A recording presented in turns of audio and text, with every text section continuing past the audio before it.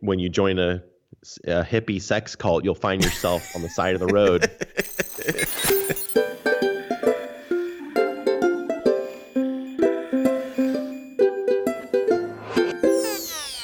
Hey everybody, your buddy Basil here, and you are listening to the Joyspiracy Theory. Happy New Year, everybody. This is the first show of 2020, and I'm very excited about who we got on the show here for the first show of the year. We have Michael Basham. Many of you may know who he is, but if you do not, he's been sort of orbiting the Canary Cry and TJT, Face Like the Sun family of products for a while, and he is involved over at the Fringe Radio Network. Many of you found myself through that network as well, but he also heads up Spirit Wars, thespiritforce.com, and does a show called Spirit Wars. You're going to hear more about that, as well as the author of the book, The Kingdom Romance, Episode 1. Lots of fun stuff going on. This guy is a prolific content creator, and he's a great propagator of memes over on Facebook too, so keep an eye out for that. But before we jump into that, I'm going to tell you a little bit more about it in a second, but I want to thank, first of all of the beautiful, heartwarming messages that you guys have sent me over the new year, and I also want to give a big thanks to all the patrons sticking around over on patreon.com/thejoyspiracy-theory. You guys make me feel all warm and fuzzy as well, so I appreciate that. And if you're out there and you want to support this show, as 2019 was for everybody, it was not a good year for fundraising, but we're moving into 2020. We're moving full steam ahead. We're hot. We're ready. And, if you guys value this show and any of the other podcasts you listen to, really consider supporting them in any amount if they have a way to do that, because that's the only way that you can get ad-free, unbiased information and shows that are not dictated by advertisers, making you into a product to sell to advertisers. So you're welcome for that. But yes, everybody consider visiting the Patreon account of the podcast you listen to. Now we're going to jump in here with Michael Basham. Guys, oh my gosh. I mean, he went to a Jesuit university. He was in the Children of God. He was lots of Freemason stuff floating around, and he's come out the other side, and you guys need to hear this story. So buckle in and get ready for the ride of your life. And remember, you can check out thespiritforce.com. Here we go, everybody. Woo!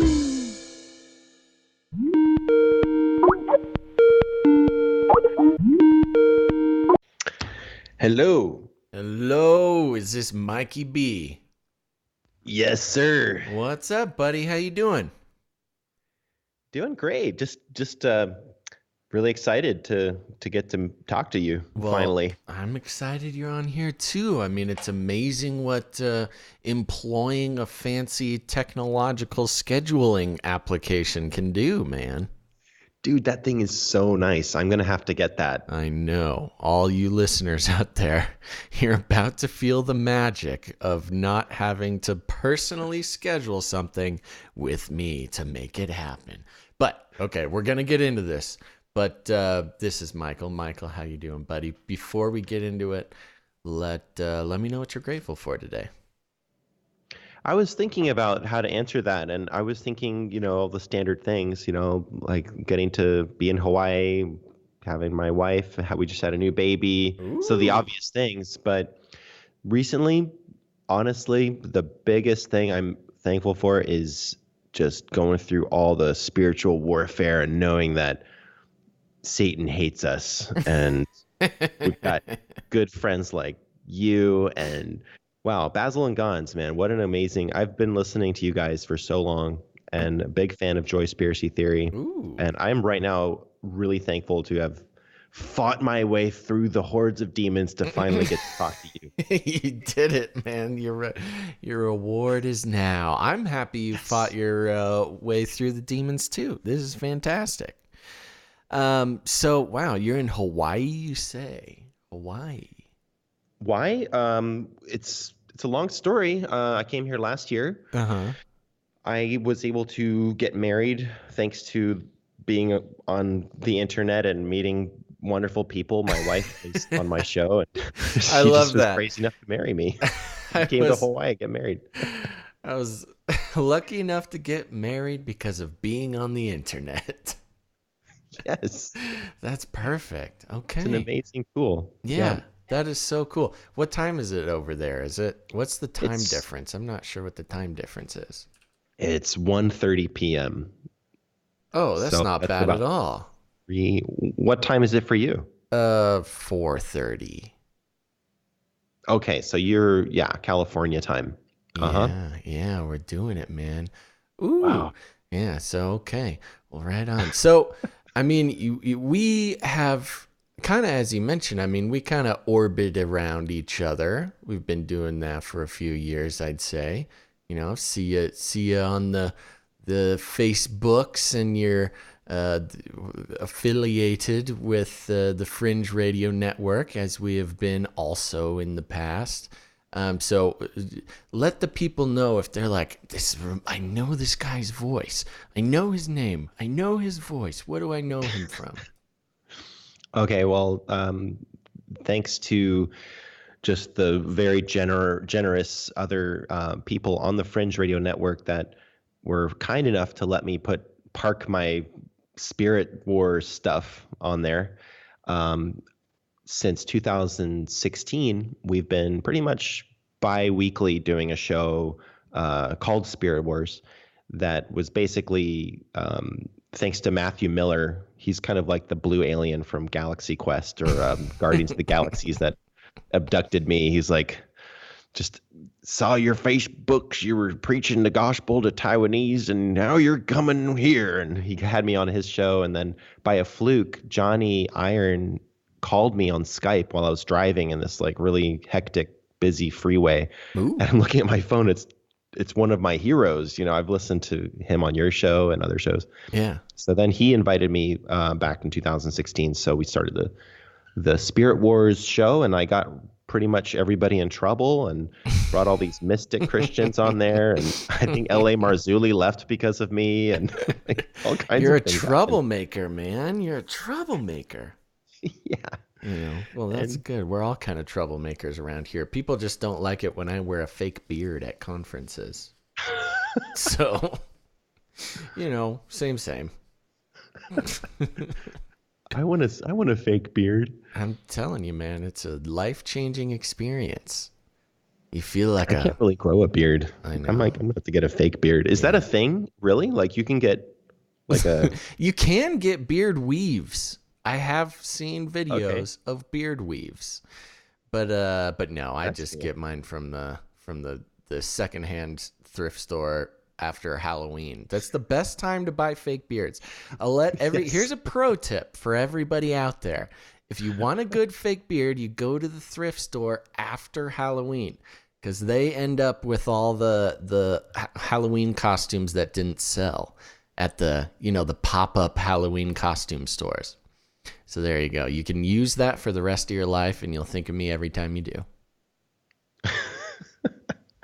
That's where we got to get some more masks for you, Basil. Like some I really know. I need to get some variety, man. Some variety.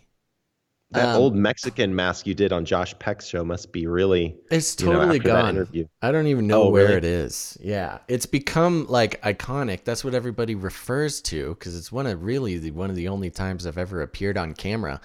And yeah, I have not seen that mask in a while. Luckily, it's If you put just, that, if you sell that on your Patreon, people will absolutely pay for dude. I that. wonder. Okay, hold on. I have to do some searching on Alibaba real quick. Hold on, we're gonna figure this out, because you may have just figured out how I can possibly make some money at this. Let's get right down to it. Yeah. Oh, we're gonna make money off this. That's what this is all about. People get into podcasting to make their millions. Oh yeah. Okay. I got this all figured out. Thank you very much. You've changed my whole life. I'll have to come up with some capital to get 1,000 pieces is the minimum order. I'm gonna have to sell a lot of masks. Okay, back to But you, man. See, this is what happens when podcasters come on the show. We just get to we just get to going. And you sound great, by the way, which is refreshing and wonderful. okay, good. Is there an echo? Because I'm in a garage and I built like a little Hebrew Holy of Holies A tent little with tabernacle. green screens. It looks like a tabernacle in the corner of the garage, That is but it's so lit. funny. Yes, there's a little bit of room echo, but that's okay because I've got a little bit of room echo on my side too. I recently moved my office, and so I don't have padding up on the walls yet. So it's okay. Okay. We're the same. We are the same. All right, let's Okay. get back to Sorry. you though, buddy. Oh, Michael, okay. this is about you. So you're in Hawaii now, but where did you grow up? Let's start at the beginning. What's up? Well, I was born in Lansing, Michigan, where my grandfather's church was based out of. They built up this huge network of discipleship, Christian shepherding movement with Derek Prince and some other famous preachers. Oh wow. And I was born at the tail end of that in their home base in Lansing before like the 700 Club came after them and everybody started to like criticize them and it fell apart. And my dad, he had a great job at the Detroit Symphony. He's a concert violinist, Whoa, and he is till awesome. this day. So I kind of grew up in that sort of after that movement died. My parents, although they taught us, the Bible and always talked about the Clone Wars, the old days when they were Jedi Knights and the great movement, and Right, and I right. was Lots raised. of grand stories. It really felt like that. And I didn't Wow. understand that our family was different. I mean, my dad, he went back to school. He got a master's degree in IU, and we moved to Fort Wayne, Indiana when I was 5 years old. Hmm. So it's a great drug town now, I hear from Ooh. people that have been there. It's a lot to do. And he was concertmaster of the Fort Wayne Philharmonic, that means the first chair violin. So that was a good job, but maybe it doesn't, I don't know how much that pays really. But, we were still, we lived pretty frugally and, um, that was a really kind of a rosy sort of suburban American life with Yeah. Nintendo and Legos and Oh yeah. homeschooling. You're speaking So, my language. Oh, homeschooling. Yeah, you're getting the full treatment. yeah. Yeah. I didn't know it was like an unusual childhood just because it felt normal. Like, and I was definitely sheltered. But later on, as I grew to meet you guys and I joined a cult in the future and, went to a Jesuit university and all this kind of weird stuff Oh, happened so cool. traveling Asia. Then I started to meet people that were like, "Hey, Michael, you know about this that happened when you were a kid?" And I'm like, "No." So in the end of the story, just spoilers, is I found out that I was right there in the midst of like the edge of like the SRA, like Russ Dizdar SRA stuff, like family cult people around us from the Children of God right from the beginning. Oh But I didn't know it wow. until like a couple years ago. Oh my So gosh. I was protected though. I had a rosy, protected little childhood. Yeah, Thank you, Mom wait. and Dad. I might need to take a step back a little bit. So, the children of God, for those who don't know, explain a little bit about what that is. That started even before like my grandfather's more conservative Christian cult thing that was labeled a cult. In 1969, the Children of God was started by David Berg, who was the son of a pretty well-known evangelist, faith healing, tabernacle revival type of lady. And what what he did was he kind of brought the end time message, kind of like the fringianity message, to the hippies in Huntington Beach, California, in 1968, 1969.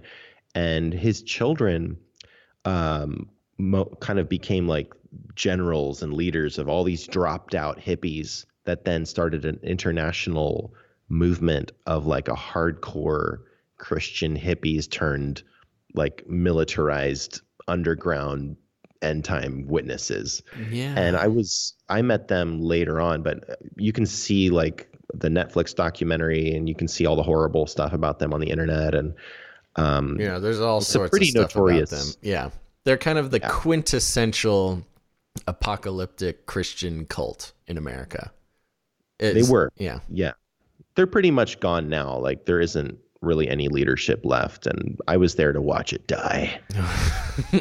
Sure, never came back. But it's still ongoing. There's still abuses. There's the thing is, it's really hard to say. It's kind of like saying Catholicism is all bad and evil. Like just Right. because there's so many rapists in there. Like it's Yeah. really hard to kind of sort out like what you learned that was good.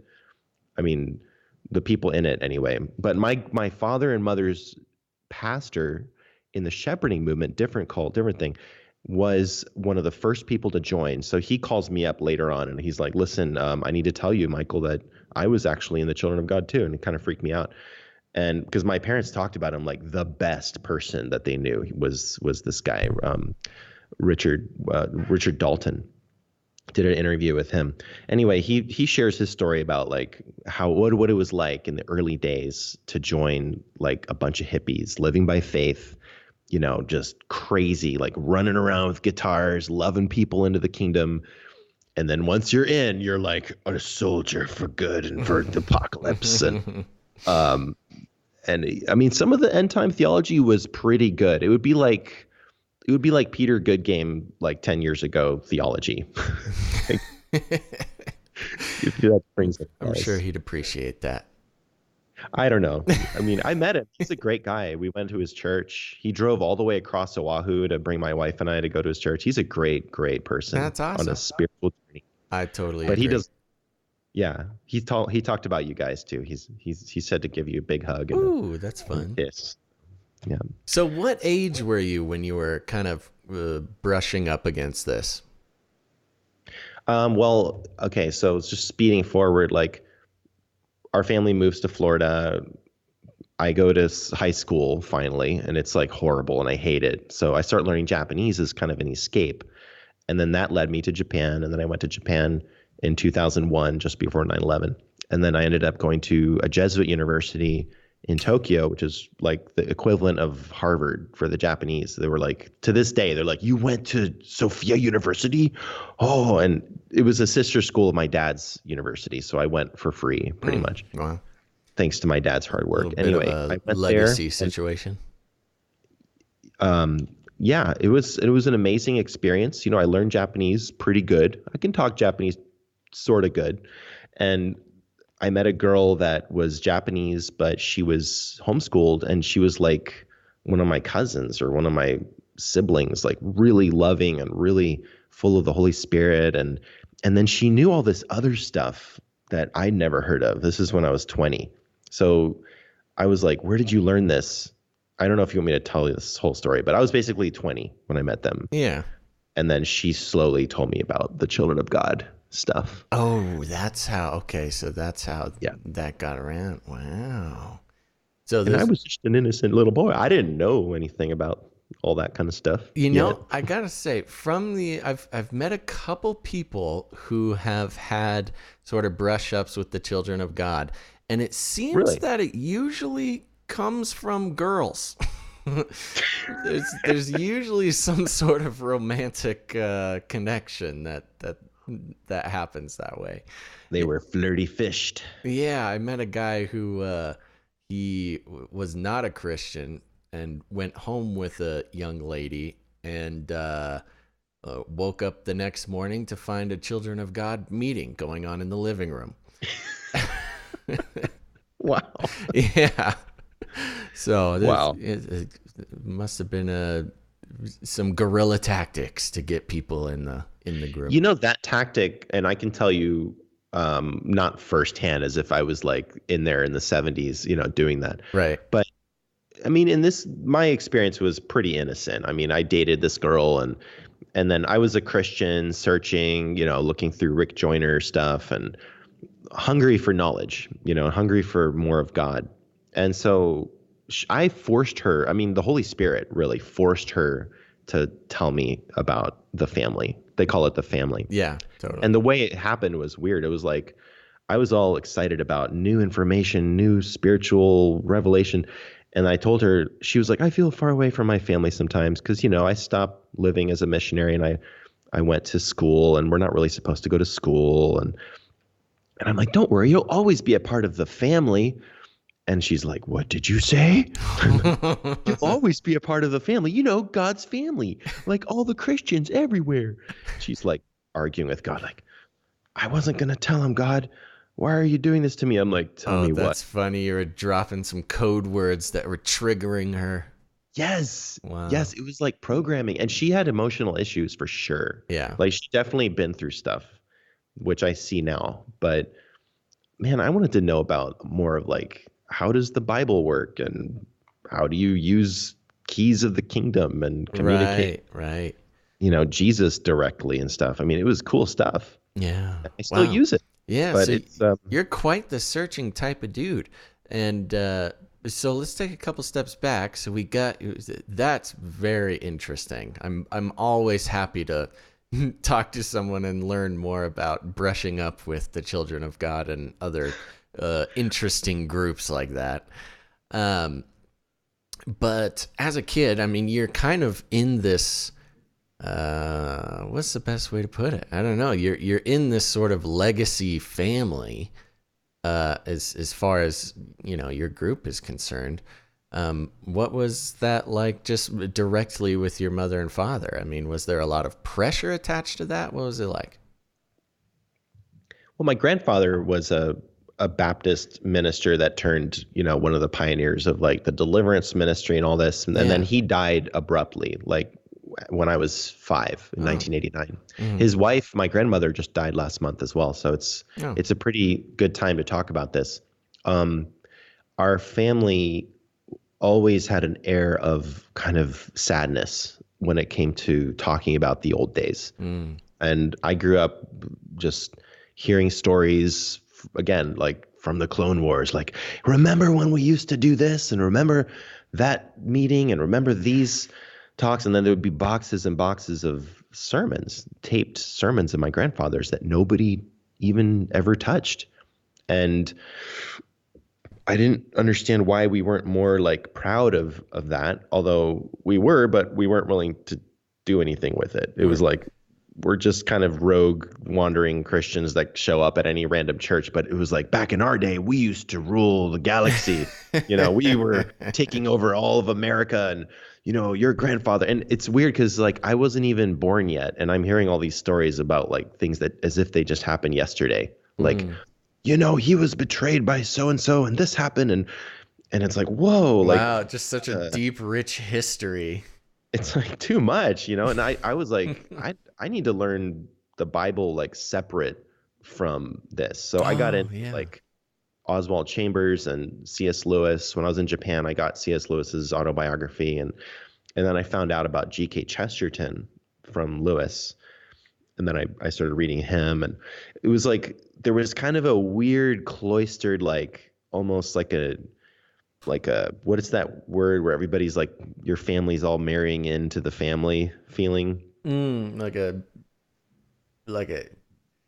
incestuous. Yeah. It felt there was that sense of incestuous faith where we only talk about stuff that was pertaining to our family because, you know, that was the best thing ever. And it was, and it is. And I've recently rediscovered it, but it was like I had to go all the way across the planet to Japan alone, like with no friends, right? Nothing, and just read the Bible like by itself, naked. Yeah. I mean, I wasn't naked, but you know, I was reading like, you know, right. Michael Heiser style, like naked Bible. Yeah, that's so interesting. So your family, you didn't really go to church? I mean, you didn't have like a home church, or you did? We did. We went to every church. You know, barking and we went to church. Every church barking. Every church. You know, the Holy Rollers and, you know, Snake Bite, Pentecostal, Pentabaptist. Oh, yeah.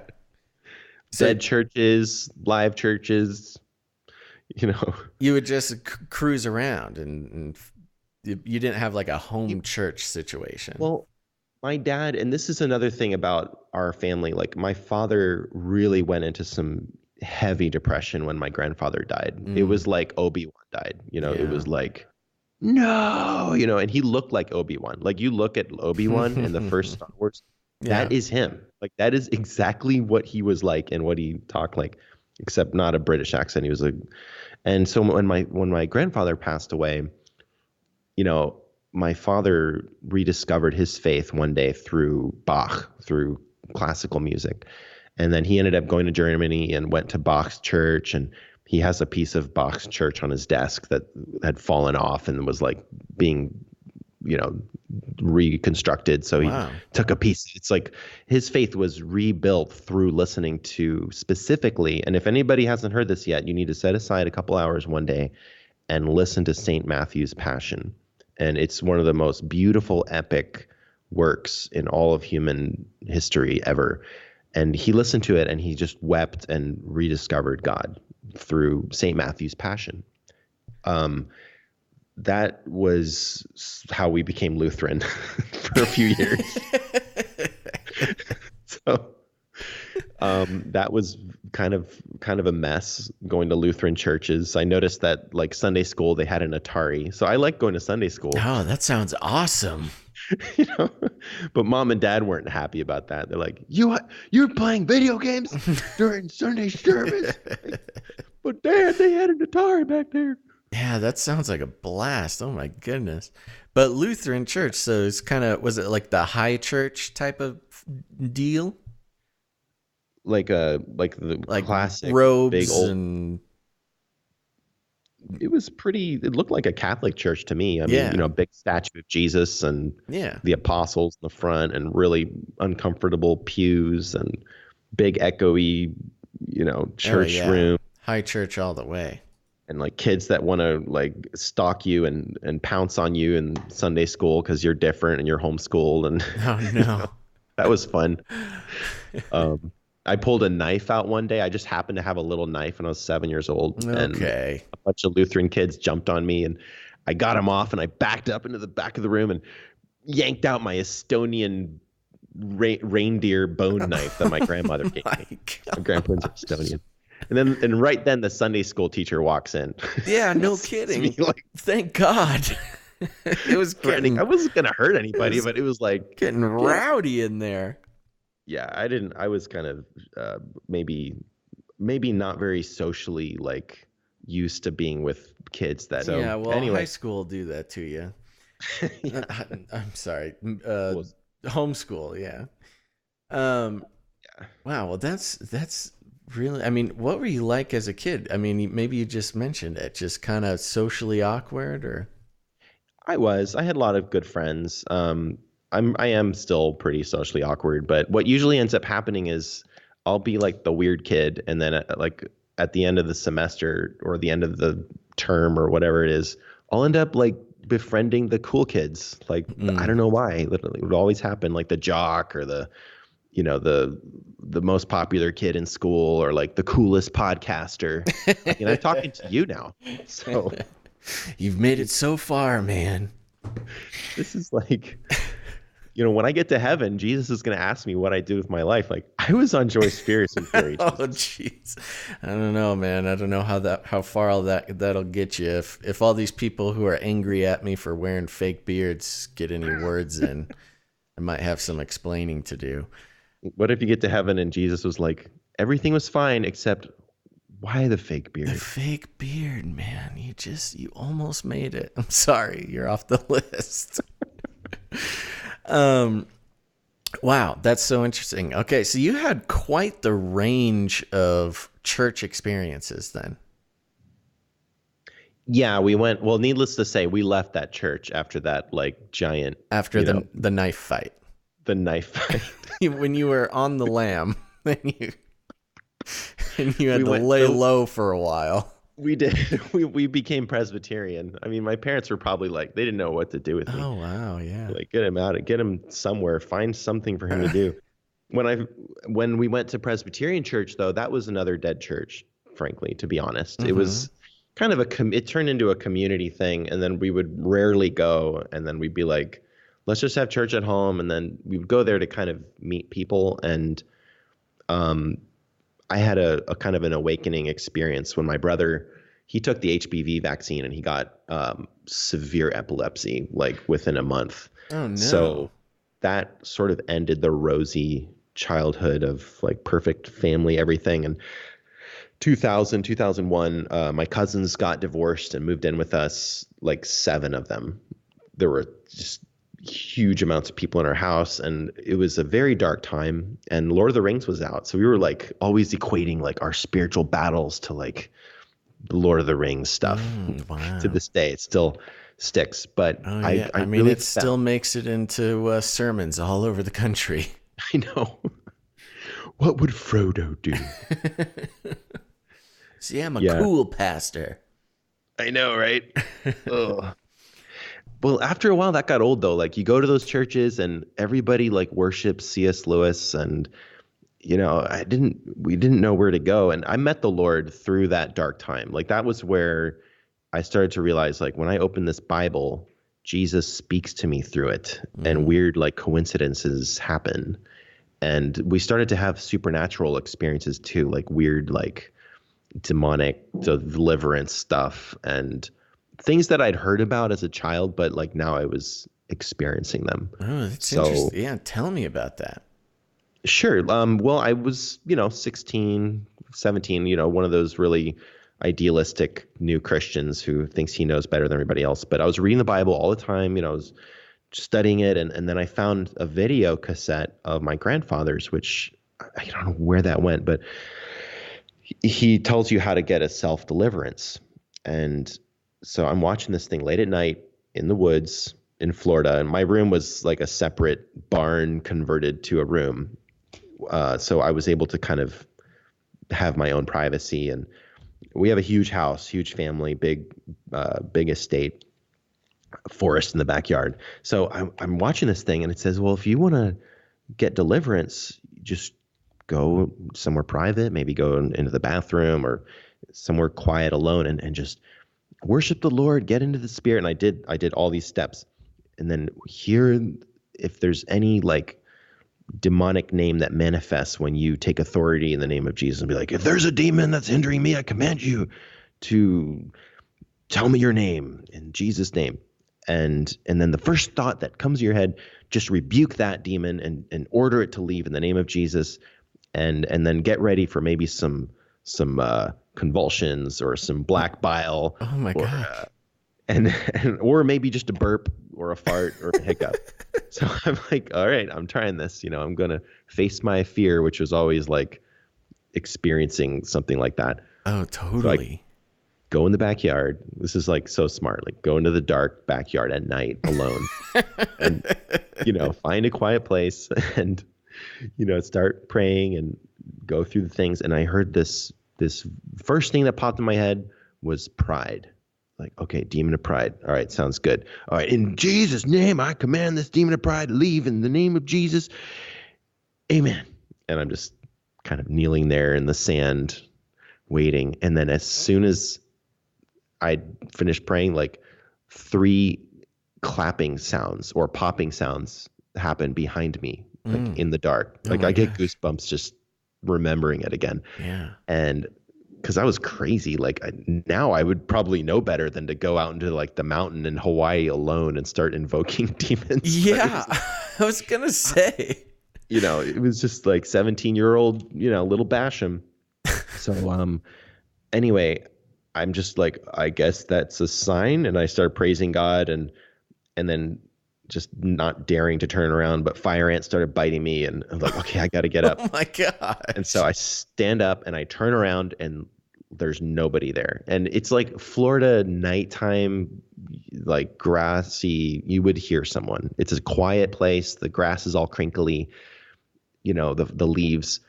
There was nobody there.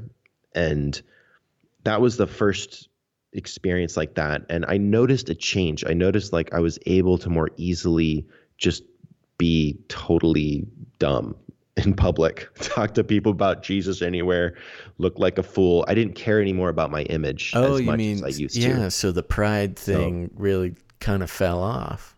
I think so. And our family has a lot of pride because, we got a lot of stuff done. It's easy to be proud of that. And I'm still proud of my family, but that can be a weakness when your identity is all wrapped up in like, look what I did, Right. Look what our grandpa did, or look at my dad, Yeah. So that kind of helped, and then I still struggled, but I think it was easier to just be a witness for Jesus and like start a Bible study in the library, in high school. In the Yeah. 90s, that was not cool, by the way. No, it's Remember one the of the 90s? totally is one of those things where like, as a kid growing up in church, where especially with like Bible school or Bible studies at school, be not afraid, like tell your friends about Jesus. There's only a couple times where I could really work up the nerve to tell some people about Jesus at school, and it was terrifying. Ooh. It's a hard thing to do for a high schooler to do. So you get points for that. Extra Well, points. it's easier the more you do it, and then you just don't care anymore. And finally, like at some point, when you join a hippie sex cult, you'll find yourself on the side of the road with a bucket that says "donate," and passing out tracts and praying the prayer in Spanish which I can't speak, by the way, and being like, "Jesus, entra mi corazón, perdóname por todos mis pescados." Hey, that wasn't bad. Give me for my fish. And you don't even care.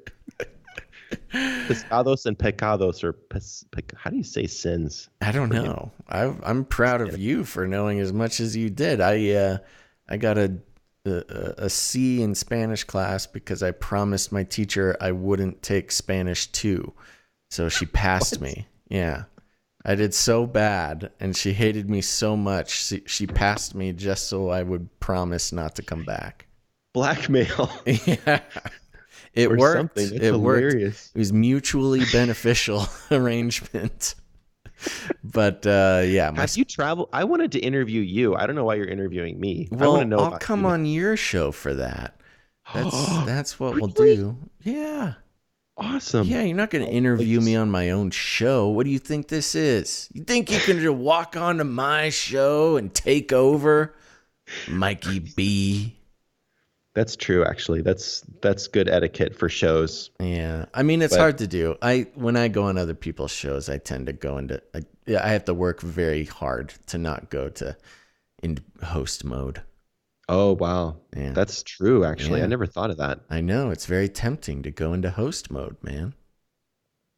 So Well, it's a good community. I was looking at all your shows with Gons and the things that you've done, and it's like, yay, we got William Ramsey, yay, we got Jim Wilhelmsen, and cool, yes, Johnny Iron and Peter Goodgame. It was like, I mean, we have taken. I mean, this is jumping ahead again, but like what you guys have done is such a model for everyone to get into this. And you carry the torch from Dr. Future. And I see things in the big picture and like, what does it mean for the kingdom? And what does the future of, because we're all in this together. Like that's how I don't look at it like, read my book, buy my book, follow my example, get on my Patreon. I mean, yes, do get on my Patreon, but like I was gonna say, man, come on. Yeah. Yeah. Buy my book. I do have one. I did write a book. Oh, You can read it. See, that's I think something my book is fun too. It's more fiction. It's not like I wanna hear about your book because more and more I'm being compelled to want to do that, and B, I feel like I have to do that. well, But it seems like a don't say big that. pain in the butt, man. something you want to do that It's a you're going to lot. be so excited to tell everybody to buy and read because it's going to be so fun and I it was so do. fun writing it. I do want to You know? do that. It just seems like a big project, and I'm intimidated by it. Well, my book was never supposed to be read by anyone. It was like a personal project of like trying to sort out years later, 28, Taiwan, being in Asia for 10 years, sorting out the destruction of two cults and learning Chinese at the same time. So like, how do you put everything together? And it was like, oh yeah, you write a book, you write a fictional, I wouldn't even call it fiction, like this really beautiful prose. It was more like fan fiction. So Fan call it fiction about yourself? spirit fan fiction about like going into other dimensions and kind of like Doctor Strange? Doctor Who Doctor Who, meets yes. Rick and Morty. And Oh, that sounds awesome. put a little Book of Enoch in there. It's about Enoch, but I don't use his name Enoch. I use it like the original spelling and like pronunciation. When did this book come out? So I wrote it I wrote about 8 years ago, maybe. Oh, that's a long time ago. And then I edited it, and I finally got the guts to actually publish it like 4 years ago, but it's sitting there on Smashwords, and only maybe a handful of people have ever read it. I don't even know what Smashwords is. Smashwords is a self-publishing book website that's pretty decent. And you didn't want to do it on Amazon, or was it? I do. Amazon I'm going to get around to it. I just had a baby like 2 weeks ago. Okay. Whoa, bro! You don't got to bring the baby finally into this. Got a car yesterday. we're getting there. My wife is like, "When are you going to put it on Amazon?" I'm like, "I'm trying to." She's like, "We got a kid to feed, man." Yeah. You got to get that sweet Amazon dough. Does that just automatically equal? I guess it does, because if you go on Amazon Unlimited, like I bought a Kindle to sort of see how that works and how the heck Brian Godawa got so many, what is that? How does Audible, how does the ebook thing happen? Yeah.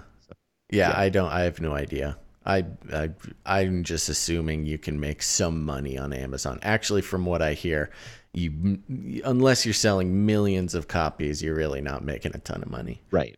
Yeah. Right. But you're in the system, and that's what matters. Okay, we got to get back to the story here. So, sorry. Well, it's good that you wrote your book. You've thought all this through before, or you've recounted a lot of it before in some sort of fictional order. So, this should be helpful. We should use this to our advantage. Right. I'm still trying to figure everything out, man. Like, I might just be one of those end time witness people, and I don't even know it yet. Like, not serious, but I love to tease people because everybody thinks they're gonna be one of the chosen ones. Johnny sent me this email. He's like, "Hey, should we interview this guy? He thinks he's the man child." Oh yeah, like, let's get him on a show. Yeah, we've gotten a few of those emails. They're so entertaining. I think we had the Angel of Death email us one time. We've definitely had Jesus Christ Reborn email us a few different times, from a few different. Send them to me. Yeah, We'll interview them. We should compile. It's an interesting situation because on one hand, I'm just endlessly interested in what they would have to say. On the other hand, I don't want to participate in any sort of developing dysfunctions that might become dangerous. Lawsuits and whatever. Yeah, whatever. Even just, whatever. Heavenly lawsuits. Yeah. The kingdom of God suing you for interviewing one of those people. Yeah. Well, it is a journey though. Like, I don't know where we left off, but kind of high school, kind of university, kind of, finding God. 17-year-old personal deliverance. Personal deliverance. My brother is extremely spiritual. I can say that the reason that I have my faith, besides my mom preaching to me all the time in a loving way, and then letting me find God for myself. Like, anybody with kids, please tell your kids about Jesus as much as you can, but then give them the space to let God enter into their life so that it's always their idea. Yeah. And then all of us 6 kids, we all met the Lord in different ways. My brother, even though he had severe epilepsy, still does. But he's got these angelic encounters, and he sometimes he'll describe like dreams with Jesus, or like the ceiling opening up and like angels looking down. And granted, he did have a part of his brain removed. He is on medication, but he does have abilities. Like, one night I walked out into the backyard, completely quiet, going to my room or whatever, past the big fire pit where we have bonfires. And I hear his voice clear as anything, as if he was standing on the back porch upstairs. "Michael?" And I'm like, "Oh, Joel's awake." And I look up, and I don't see anybody on the porch. So I go inside, I walk upstairs, I walk over to his room, open the door, go in there. He's fast asleep. Like, he's been sleeping. And I'm like, what was that? Whoa, and it's like some Stranger Things situation.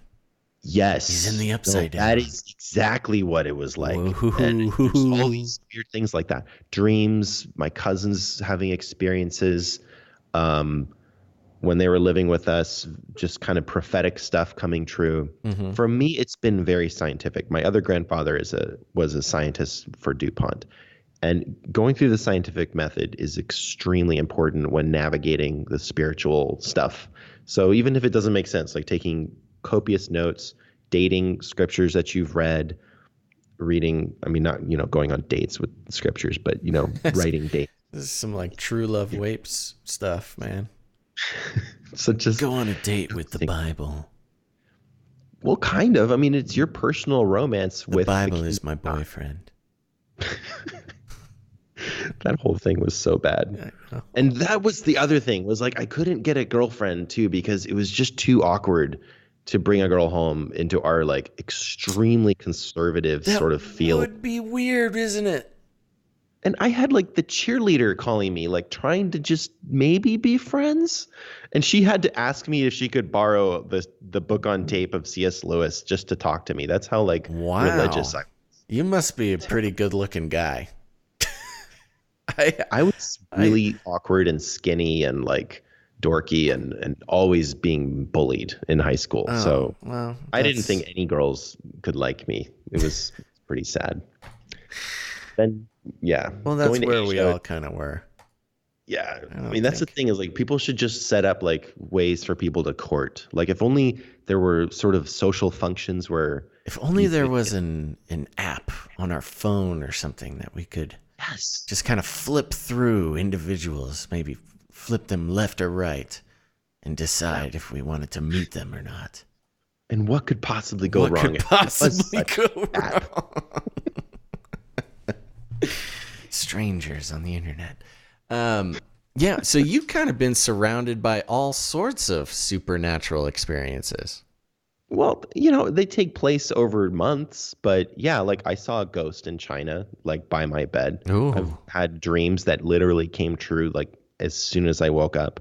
Okay. The exact things you can't happened. not tell me about the Chinese ghost, though. Well, sure, but I'm gonna have to skip over a bunch of things. But going through Japan, Japan was where I started to just open the gate. It says in the Bible, like you obtain the kingdom by force. If you want to go into that kingdom, you got to literally bang the door down sometimes. Right. And that's where I started to realize like nobody else is going to open the door for me except for myself. If I've got to just start knocking, start putting myself into the position where something supernatural can occur, and not Ouija boards, but like give God a chance, give God some time in your day. Like how much time do you give him now? Back then it was hard enough. Right. Now it's almost impossible to put away your phone, to stop listening to Joyspiracy Theory or American radio, or like literally I go on the Fringe Radio Network. I help produce I posted your shows on there hundreds of times, and that's where I go to get my downloads now, is like I want to listen to what's happening and whatever the latest thing. So it's really hard to turn that off sometimes and then have your own journey with God nowadays. Right. Back then it was a little bit easier. 2003, 2004, especially when you're alone in Asia, and everywhere you go there's a shrine. Everywhere you go there's another Buddhist temple, and all of these Japanese people have some kind of faith in the supernatural. So getting out of America really helps, Yeah, like that's very interesting. That really, but I mean, the family, they did kind of encourage tapping into that realm and directly meeting, kind of like your patron saints in Catholicism. They would be like, get to know your angels, get to know the Lord. And I think a lot of it was legitimate. Some of it could get a little weird. But as far as I was concerned, I just wanted to know everything. I wanted to go as deep as I could possibly go into it. So when we were underground missionaries in China, there was an instance where I woke up, and I would always wake up talking to someone. Like there would always be someone there, and I'd be dozing off, and I'd be like witnessing to someone about Jesus, like in the spirit world, in my dream or subconscious. But one day I woke up, and instead of it just being like, oh, maybe I was dreaming, there was literally a girl standing by my bed, pointing down vehemently with both fingers, pointing. My gosh. Like there was something very, very important that she was trying to communicate with me. And I was like, I can speak Japanese. Do you speak Japanese? Like I was trying to use Japanese and she couldn't really get it. And then I reached for my dictionary on the head of my bed. And then I realized, like, what am I doing? I'm talking to a ghost. Oh my She's really here. gosh. And I like fully woke up and I'm holding my dictionary, like trying to find a Chinese word. Cause I was like, are you talking about, are you stuck in hell? Are you hell? Like she's pointing down, like, it's like, you know, Chinese girl, like standing there.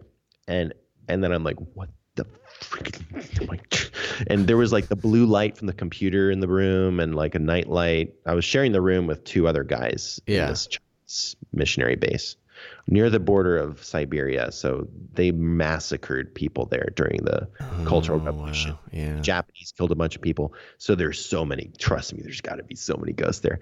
And then as soon as I fully awoke and, you know, I'm seeing this girl like standing there in the room, like, what am I going to do? Then she slowly just faded away. Like it just kind of like, you know, that dimension was kind of departing, but I knew she was still there.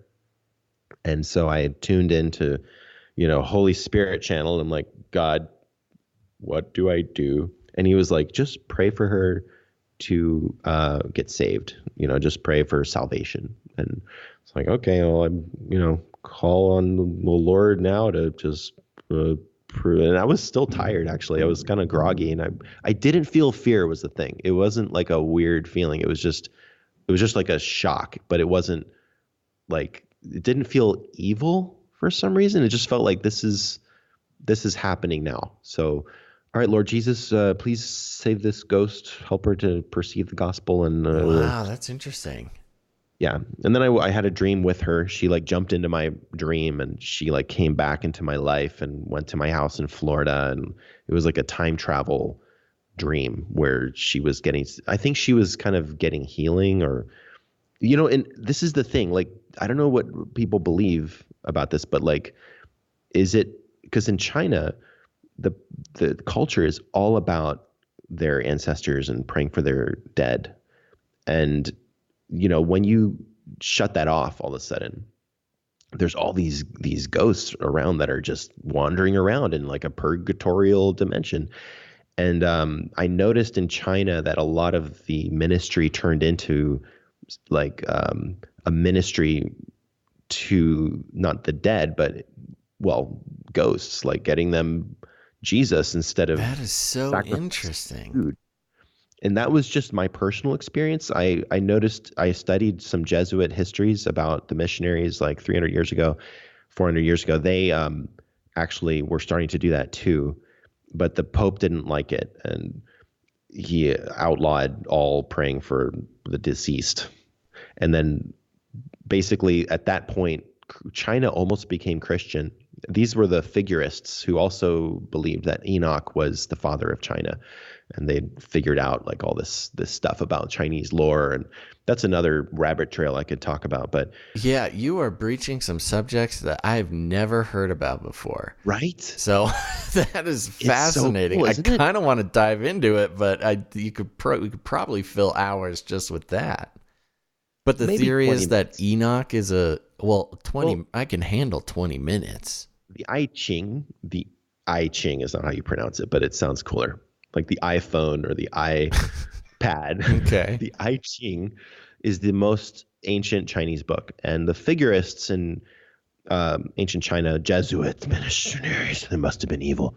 But some of them were good. I've met good Jesuit missionaries and I've met bad ones. In Tokyo, I've met really super homosexual, like raging, gonna sleep with the other guys in the dorm priests. Uh-huh. And then I met Jesuits that actually really devoted their whole life to learning Japanese and I've sat in these Bible studies with them and been monitoring them to see, is their doctrine correct? You know, I have all my radars on and I'm listening very intently. My Japanese is good enough to follow. And I realized indeed they are teaching the gospel to the Japanese, doing a heck of a good job.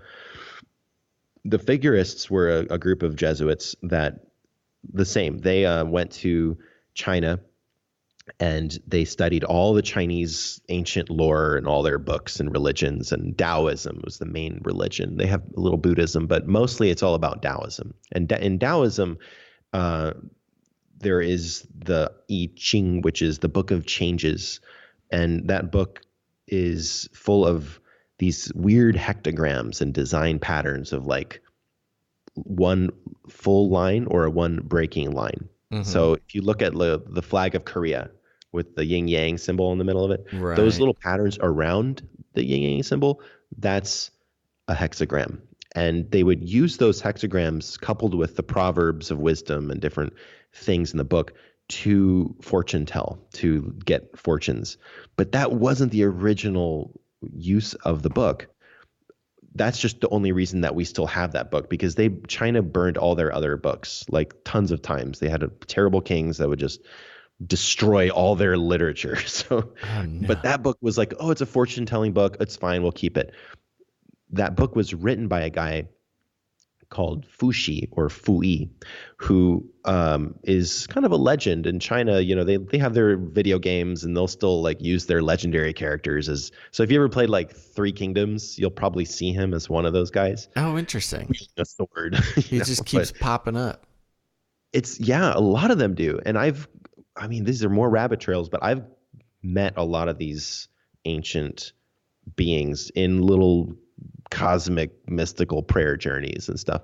They've shown up in my dreams and confirmed things have happened where people would give me all these gifts of one of these guys. They're not all bad. I wouldn't like say they're all angels, but the Chinese regard their history very similarly to the way we should regard our Christian heritage and like the Old Testament of like King David or judges or Joshua as like warriors. And that stuff is, to the Chinese, it's very living and present. Like they're invoking stuff all the time. I'm not a Taoist. I'm kind of developing like my own doctrine almost, or what I think could be, because people don't really know. I mean, they don't really know if you can pray for the dead or not. I'm not even sure if you can yet, but I'm just telling you my experience. Right. But Fuxi and Enoch could be the same person. The figures thought it was.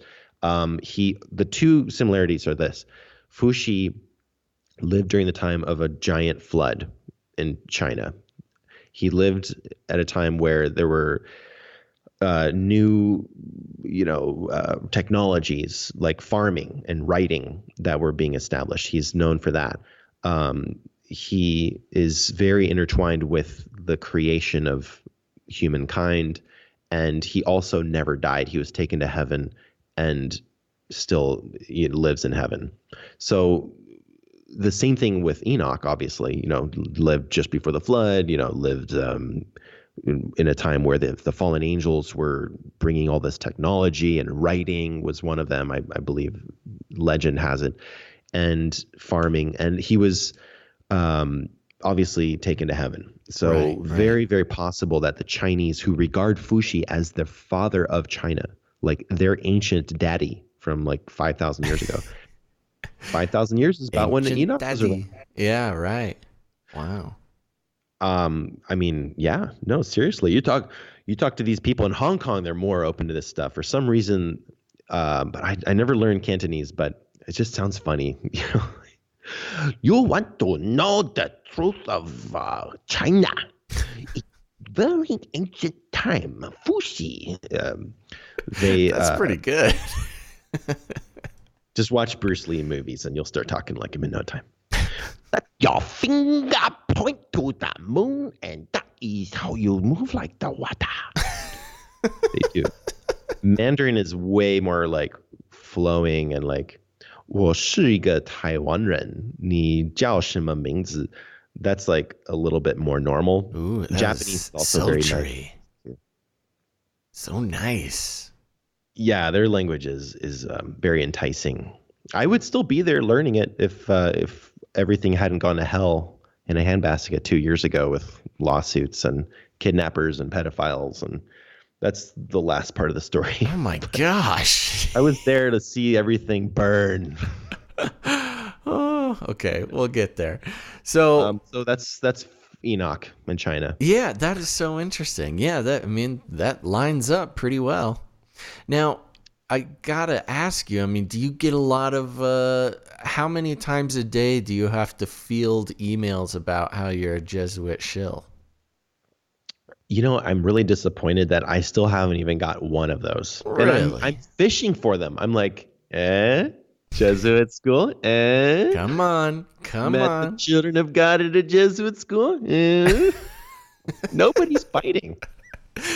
Oh, man. Well, I didn't even go to a Jesuit school, and I've got quite a list of shillery building up. So, I'll pass a couple your way. I'll just start talking about how you and I are in league, and things will start coming your way. Well, your anonymity is one thing to make everybody think like, this is the CIA agent infiltrator. Yeah, because that's the most creative thing the CIA could think of. Should we give him a name? Should we make a backstory? Nah, he'll just be anonymous. They'll buy it. You'd be perfect. You could. Maybe. The thing is, this day and age, would we even know if the agencies recruited us? Is there going to be a Van Helsing underground Vatican base where they're going to take you and be like, now you are recruited? That look like? I've been trying to court the business of the CIA. I'm waiting for those checks. All I need is the checks, and just leave a voicemail. Tell me what you want to do. Well, the thing about the CIA is that if you work for the CIA, you can't tell anybody, even your family. Yeah. I checked. I probably wouldn't even know myself. I think that's what you're getting at, and I think you're right. I'm probably... Everybody on my Patreon page is probably just CIA accounts, CIA bots. That's how they do it. That's why nobody asks for the shout outs anymore. Oh man. I know. That's sad. I know. It's okay. It saves time in the intros and outros. Oh no. Makes it easy. Okay, but back to you. So you were you spent time in Japan, spent time in China, became a Jesuit CIA shill. I dropped out of school, joined the Children of God, met some ghosts back in Miami when I left Japan. I fell in love with the girl, dated her for a few months. Yeah. She was in the family. She didn't want me to join. This was the thing. I fell in love with her.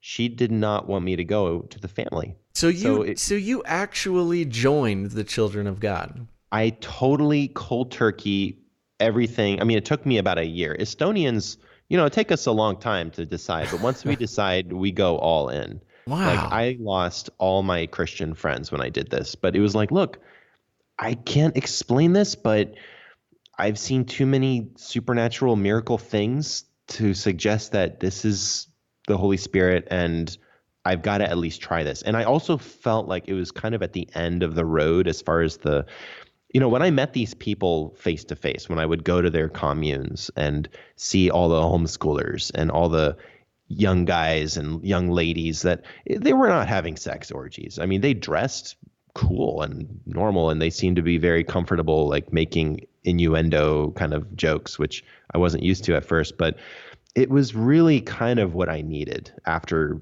the way I was raised and trying to be all intellectual and trying to be all, the kind of hippy dippy vibe was a little bit more laid back for you.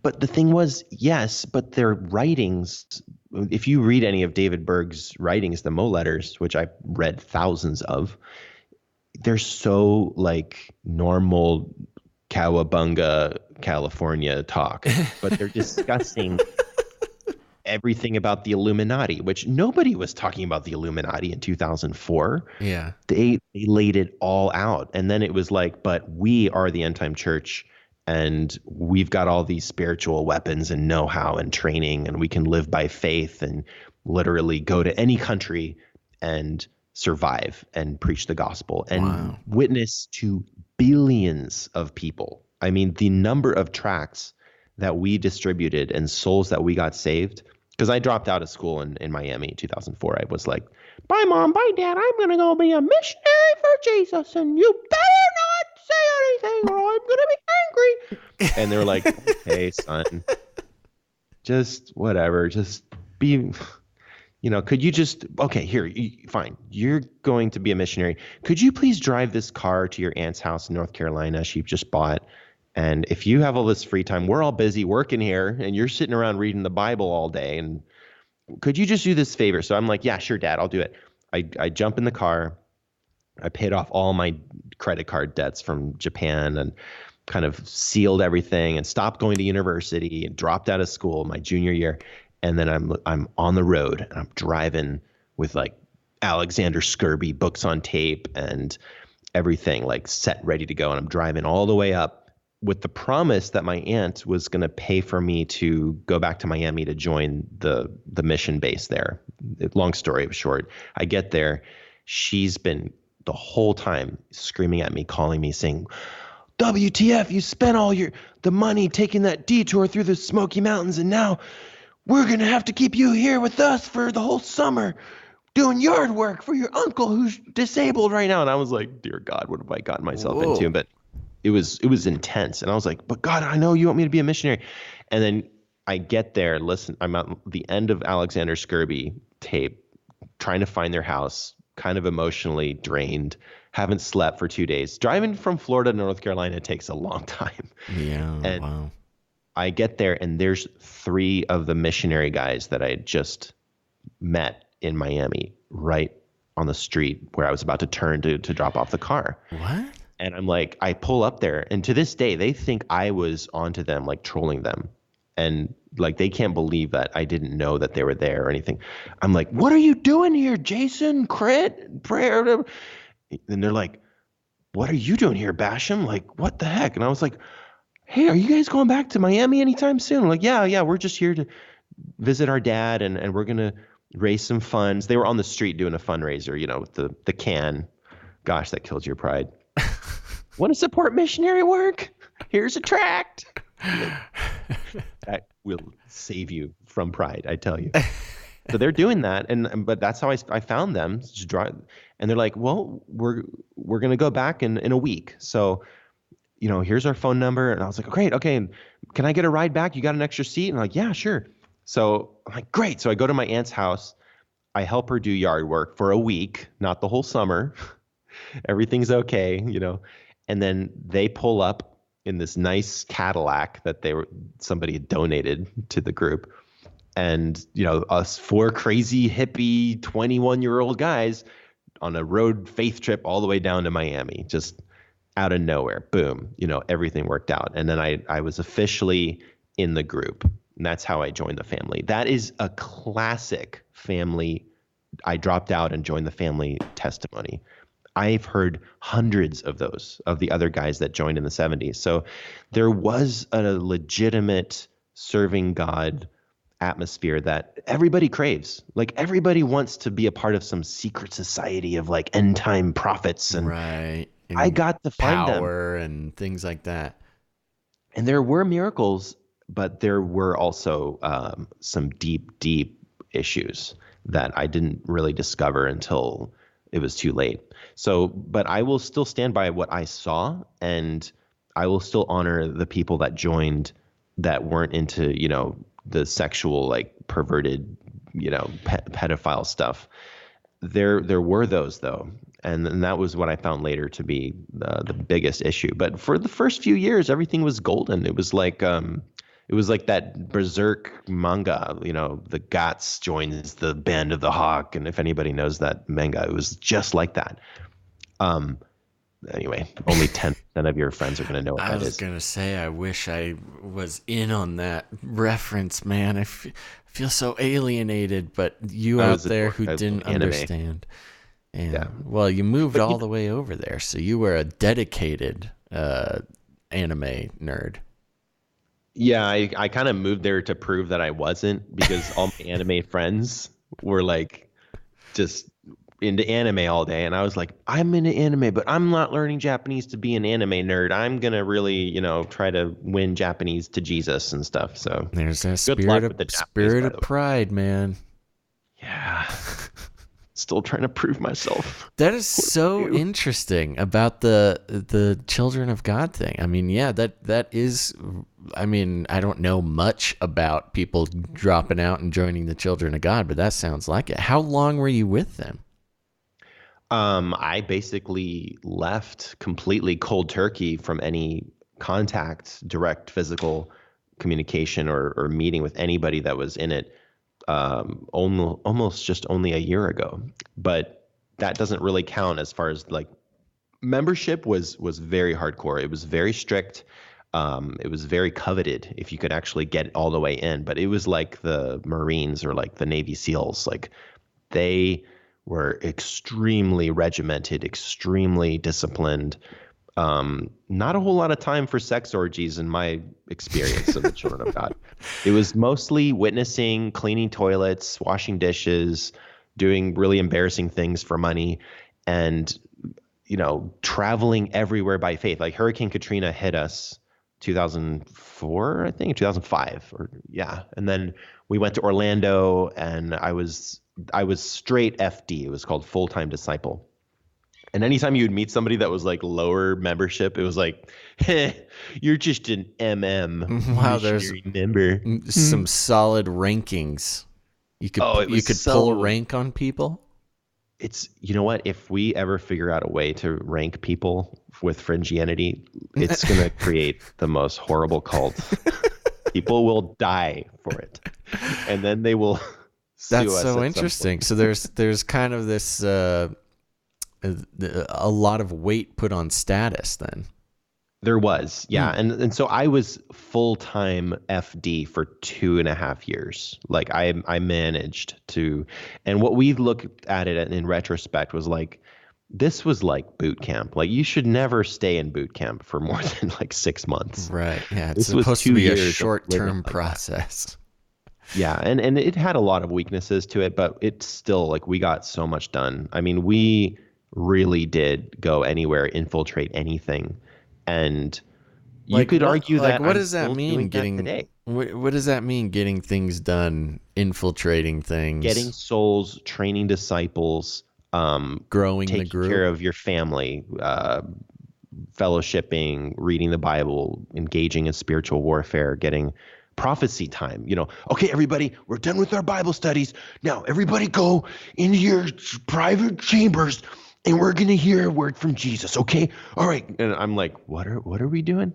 And then he's like, yeah, you just sit here and just get a prophecy. It's like, okay, here's a notebook. Here's a pen. Just see what the Lord tells you. Yeah, okay. All right. See, we'll meet up again in about 20 minutes. Suddenly the entire 50-person compound is quiet. And you could just feel the energy of like everybody's like typing away on their laptops and like in their rooms, like, getting a prophecy.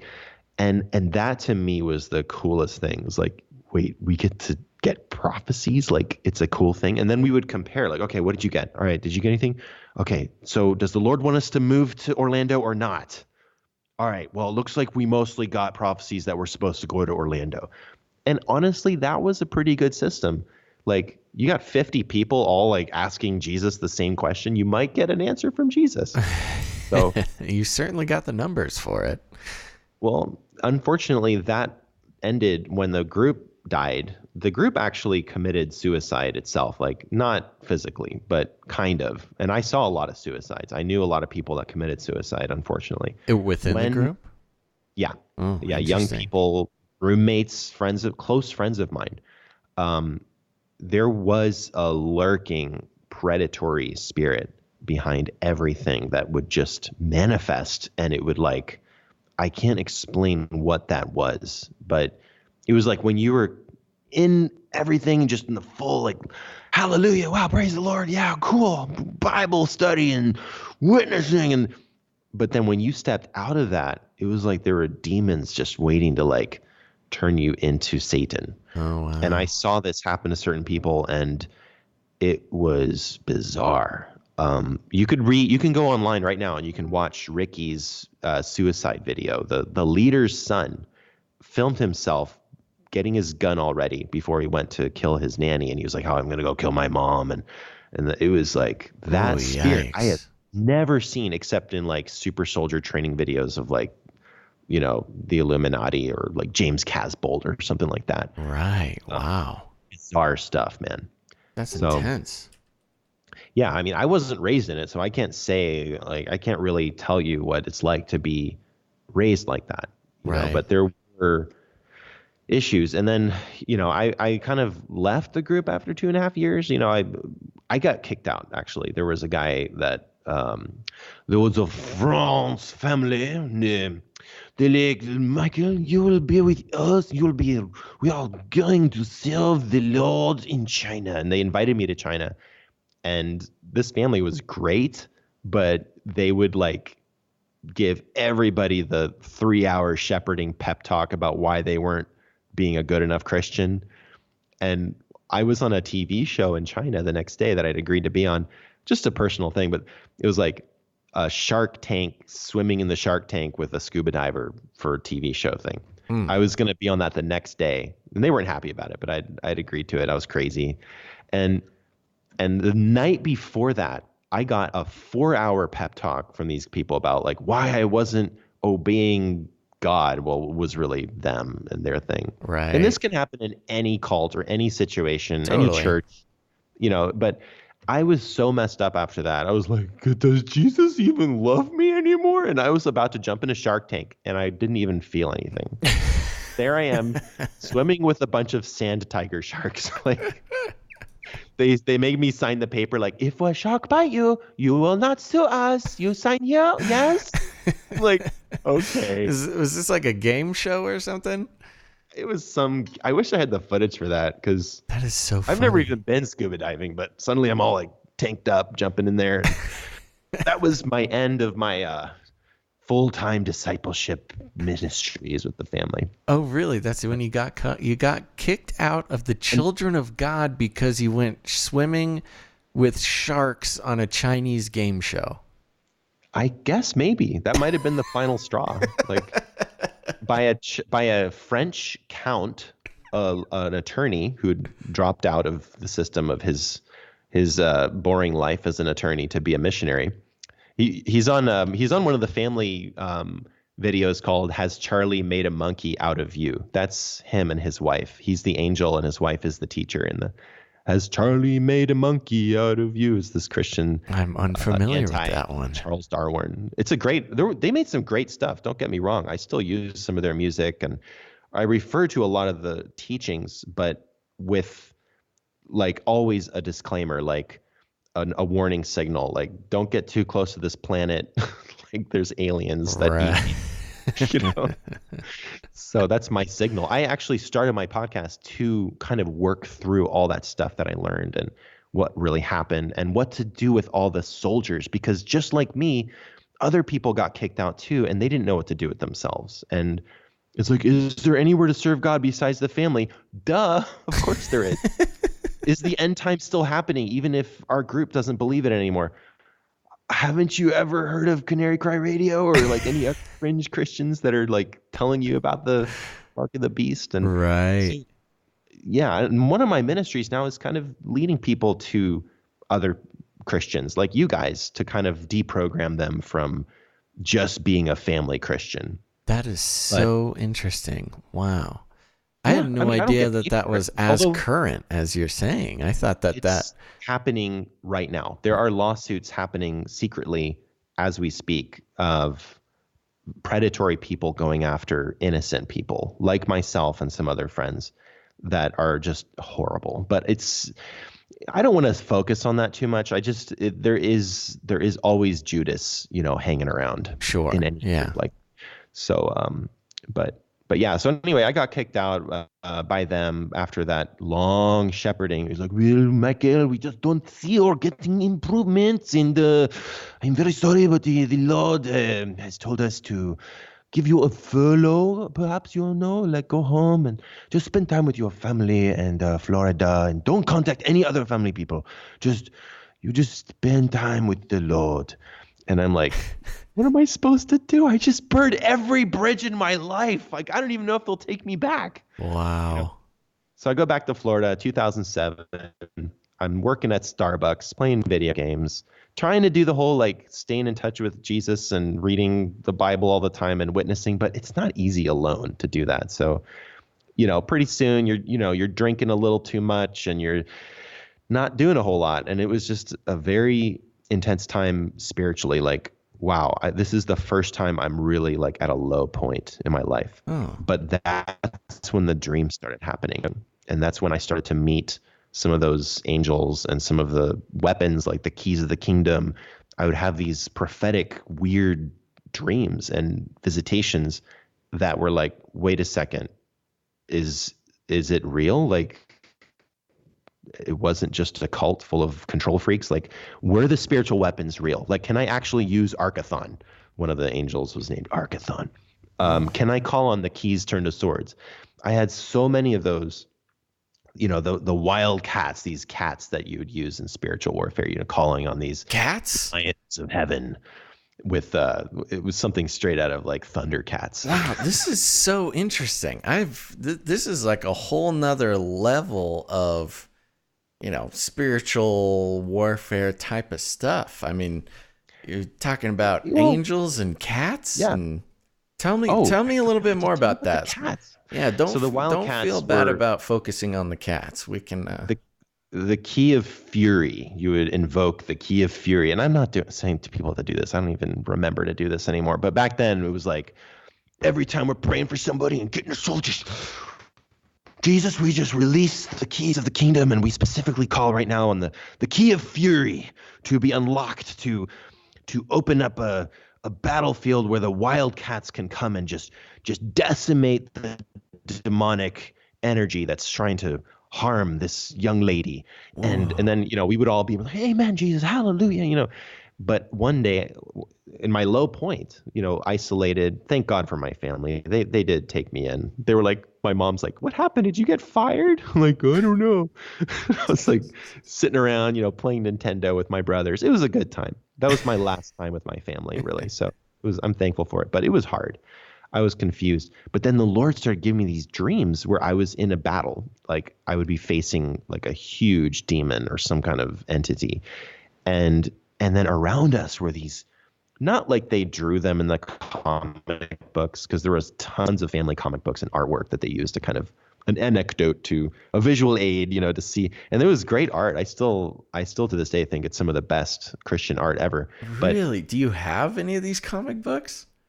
Can one find them? Seeing them all over the internet. Really? I have them. I have InfoStore, which is the complete archive of every public publication that hasn't been purged. I have a copy of Heaven's Girl somewhere, which was one of the most raunchy comic books that they had, but about an end time witness that faces the armies of the Antichrist and has like a Moses outfit, but she's like this kinky 17-year-old that destroys helicopters and calls down fire from heaven. And Oh my God. that was that was in the 70s, but I'm talking about more like in the early 2000s. That's when things were probably at their peak as far as not being too sexual anymore and just kind of really focusing on like the weapons of the keys of the kingdom, or learning about the wildcats and who are they? And they're led by an angel named Femura, who is a slightly cat-like angel woman who leads the wildcats into battle. Oh my gosh. Wow. Yeah. And anyway, I had a dream with these leopard-like panthers that were just decimating the enemy. They were just killing them like really, really well. And I looked at one of them. It was such a vivid, like it was more of a vision almost, because I woke up just being like, oh my gosh, I saw them. Like you have that impression sometimes where you wake up from a dream, you're like, this was something special. Yeah. And I look into its face and its eyes are like hyper intelligent, almost like the eyes of like a really, really loving, kind Christian pastor, except it's literally a leopard. Oh my God. And so I wrote some articles about that and reposted the artwork and, of course, used the Thundercats theme song. They deserve a cool theme song. I think. Of course. To say that, heaven's big. Why not? They could have battle. Yeah, kittens. sure. Who knows? I mean, they probably was your show. Was there some biblical reference to this, or was it kind of No, I mean, just that's the thing. Like from a lot of this, Revelation or something? it they would use biblical reference to excuse tapping into the spirit realm like that, like to say that why it's okay to have an angel or to know about your angel or to invoke angels in battle. But to be honest, most of the revelation was just revelation. It wasn't, and this is the thing, it's extra biblical, but it's not anti-biblical. Unless you're doing a seance and, praying to the Queen of Heaven or something. I can't find anything in the Bible that says that most of the things that they did was against the Bible.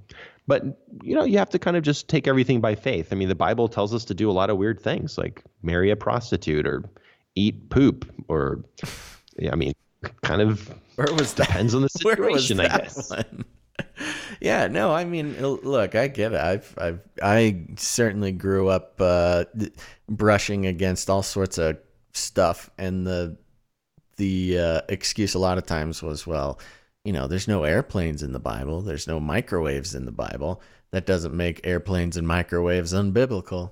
That's kind of the argument that I've encountered, and it's hard to fight that too much.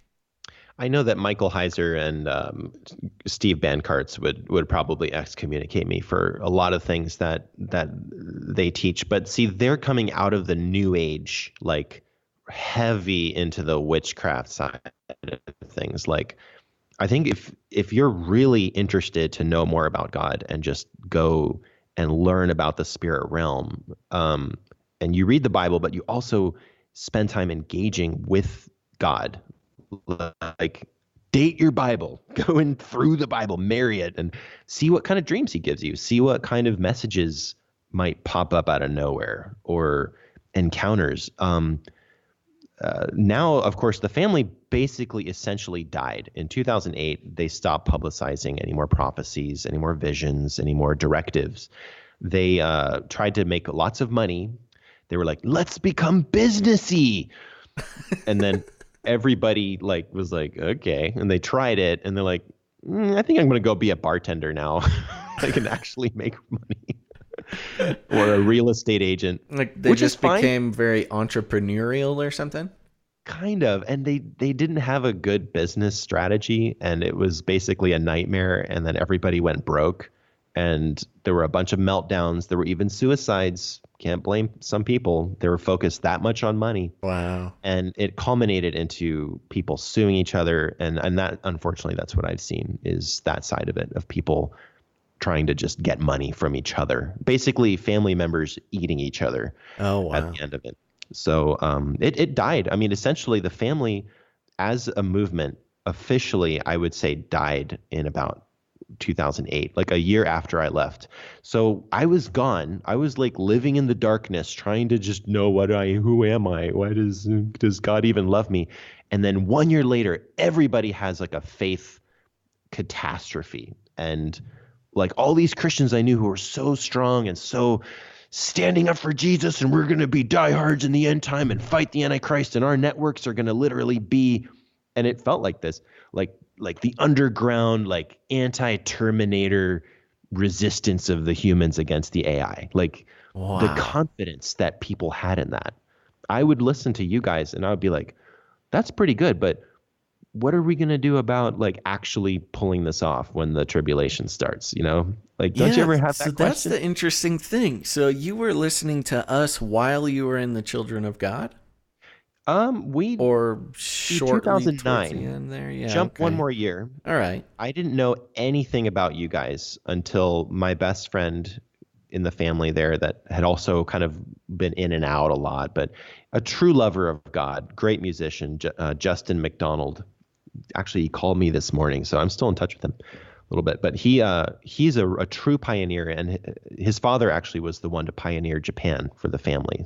Didn't speak Japanese, but went to Japan and started a huge missionary work there. So, that is so hundreds fascinating. of thousands of missionaries followed him. So his son, who had an alien abduction experience, believe it or not, while in the family, saw an alien gray in his room. during one of the family meetings. Oh. Didn't know what it was until he saw Close Encounters of the Last Kind or whatever. Oh my gosh. And, he and I kind of buddied up as like soulmate, brethren in battle. And when we moved to Taiwan, he invited me to Taiwan. I had a bunch of weird experiences with like the spirit of Taiwan and all this. And then there was like, you're going to Taiwan. Oh, I am? Okay, cool. So I end up kind of getting up off my butt, and I get enough money to go to Taiwan with him and his wife and his children, or he just had a son. And so what happened was, rather than be stuck in like a little cult base, because of him and his status as like ultimate rock star god of the family, like everybody knew him. He was adored by everyone. And he was the cool kid in town, and I was his best friend. So it was like, well, who's this weird guy? Oh, he's with me. Oh, okay, you're fine. So I ended up traveling with him while the family was collapsing. And during that time, I had rediscovered Alex Jones' InfoWars to kind of keep my vision of what's happening. Like, it's real, even if everybody else gives up. The financial crisis had started. We really saw the financial crash and, Obama president, all this Antichrist stuff. We were seeing it, and like, are there any other Christians who are seeing this? And then he found, through Ron Wyatt, Ken Klein, L.A. Marzulli, and then you guys started, I think, around then, 2011, 2012. Yeah, 2012. So that was the circuit, and it was kind of like this arc that brought us into. We would meet every weekend. I was teaching English, just kind of working and still trying to be a missionary, but alone again in Taiwan. It wasn't easy. So we would meet on the weekends. We would compare notes. He was also teaching English, and we started to listen to you guys like all the time. Starting 2009. We listened to everything, and then we would really study it. And he wrote this like pouring out his heart letter to L.A. Marzulli once, telling his whole life story. And then the next episode, L.A. Marzulli is like, "Hey, prophecy in the news is supernatural. So anyway, I got this letter, and look, I don't have time to read your whole life story. What do you think I have?" He was so sad. Oh no! You would be poor guy. But I'm a lot more shy. Like, I never reached out to anybody. Like, I wouldn't dare even try to talk to anyone. I made a video about you guys once, trolling you guys, and I think Gons replied to it. Oh, really? I was like, "Canary Cry Radio exposed," and it was just me like talking about how great you guys were, but just trying to like clickbait. And Gons actually he commented on it. Yeah, like, Gons, he's like, "The Sun commented on your video." I'm like, oh. I try very hard to get Gons to not go looking for the negative press, but it's hard to hold him back sometimes.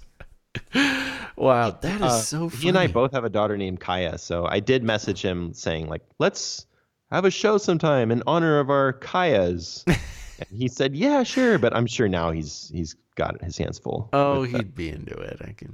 I'll pull some strings. We'll see what we can do here. That is so interesting. I mean, it's interesting to me because I'm having a weird situation in this conversation where I had no idea that the Children of God were operational that late. For some reason, I thought that they were just like a 70s thing. I honestly did not know that they were still going. And then it's so interesting to hear that. I mean, I honestly, it just comes from ignorance. I really had no idea what the Children of God were about besides, the mainstream impression about the organization. But I mean, so it's quite possible that there are other Children of God people or ex-Children of God people who listen or have listened to any number of our shows.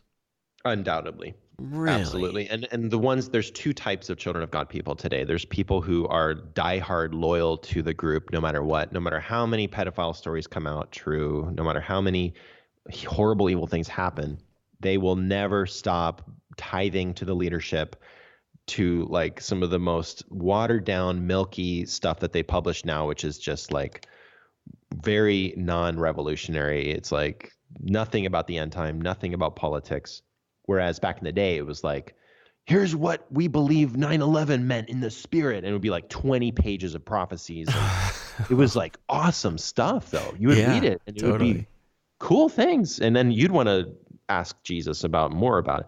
Anyway, it was amazing. And then after seeing a lot of those diehards get old and kind of their sins kind of catch up with them, and then there is that pedophile tendency in some of them. And the ones that aren't pedophiles tend to kind of allow that spirit to still exist and even cover up for it. So that was a very sad situation where I saw the split, where people who were abused as children, who still love Jesus so much and have done nothing but serve God, and then just when they are trying to get out of the children of God or like try to just have their own faith, they get preyed on by diehards who are still in there, who look good on the outside because they have a mission work and whatever, but will behind the scenes be just like raging psychopathic lunatics, which unfortunately the sad part of my story is in 2007 when a situation arose where this is when we started the podcast. The Spirit Wars was going strong. You know, we were interviewing, we got in touch with the mystic Christians, and I was always trying to bring them into the fringe and like making people really mad. And but there was a situation where an abusive family, we took the women out of the situation, brought them to our house to be just kind of an asylum. And then the father, who has a mission work going pretty strong, but it's diehard family guy. Turns out he had pedophile stuff in his past that he'd never really gotten healed from, I guess. I don't know. But he was still like in that kind of like, I'm your friend, I'm your friend, I'm your friend. But then you find out all this horror after that. So we reached out to his wife and her daughters from her previous marriage. But she'd also had a daughter with him. He's 20 years her senior. When we brought them into our house, I had like a 6-bedroom giant compound in Taiwan that I was sharing with a friend, and we were renting out the rooms for like super cheap. We had it for super cheap rent. We used to call it Helm's Deep because it was like the last place you would go in the family. Like it was like built into the mountain kind of thing. Like there was no windows, there was no way out, only, you know. Oh my gosh. Wow. Door, really was like a Helm's Deep. Yeah. I mean, not a literal mountain, like other apartment condos, but it was 6 stories tall. It had like 7 bedrooms. It was nice. So we used it. I was using it and bringing it as a place to bring my daughter to stay with me on the weekends. And we would meet people through the internet who would come and they would visit us and rent out one of the rooms. And Ginny Brooks was one of those people. She collaborated with some of our shows, and then we had a bunch of other people. It was an exciting place.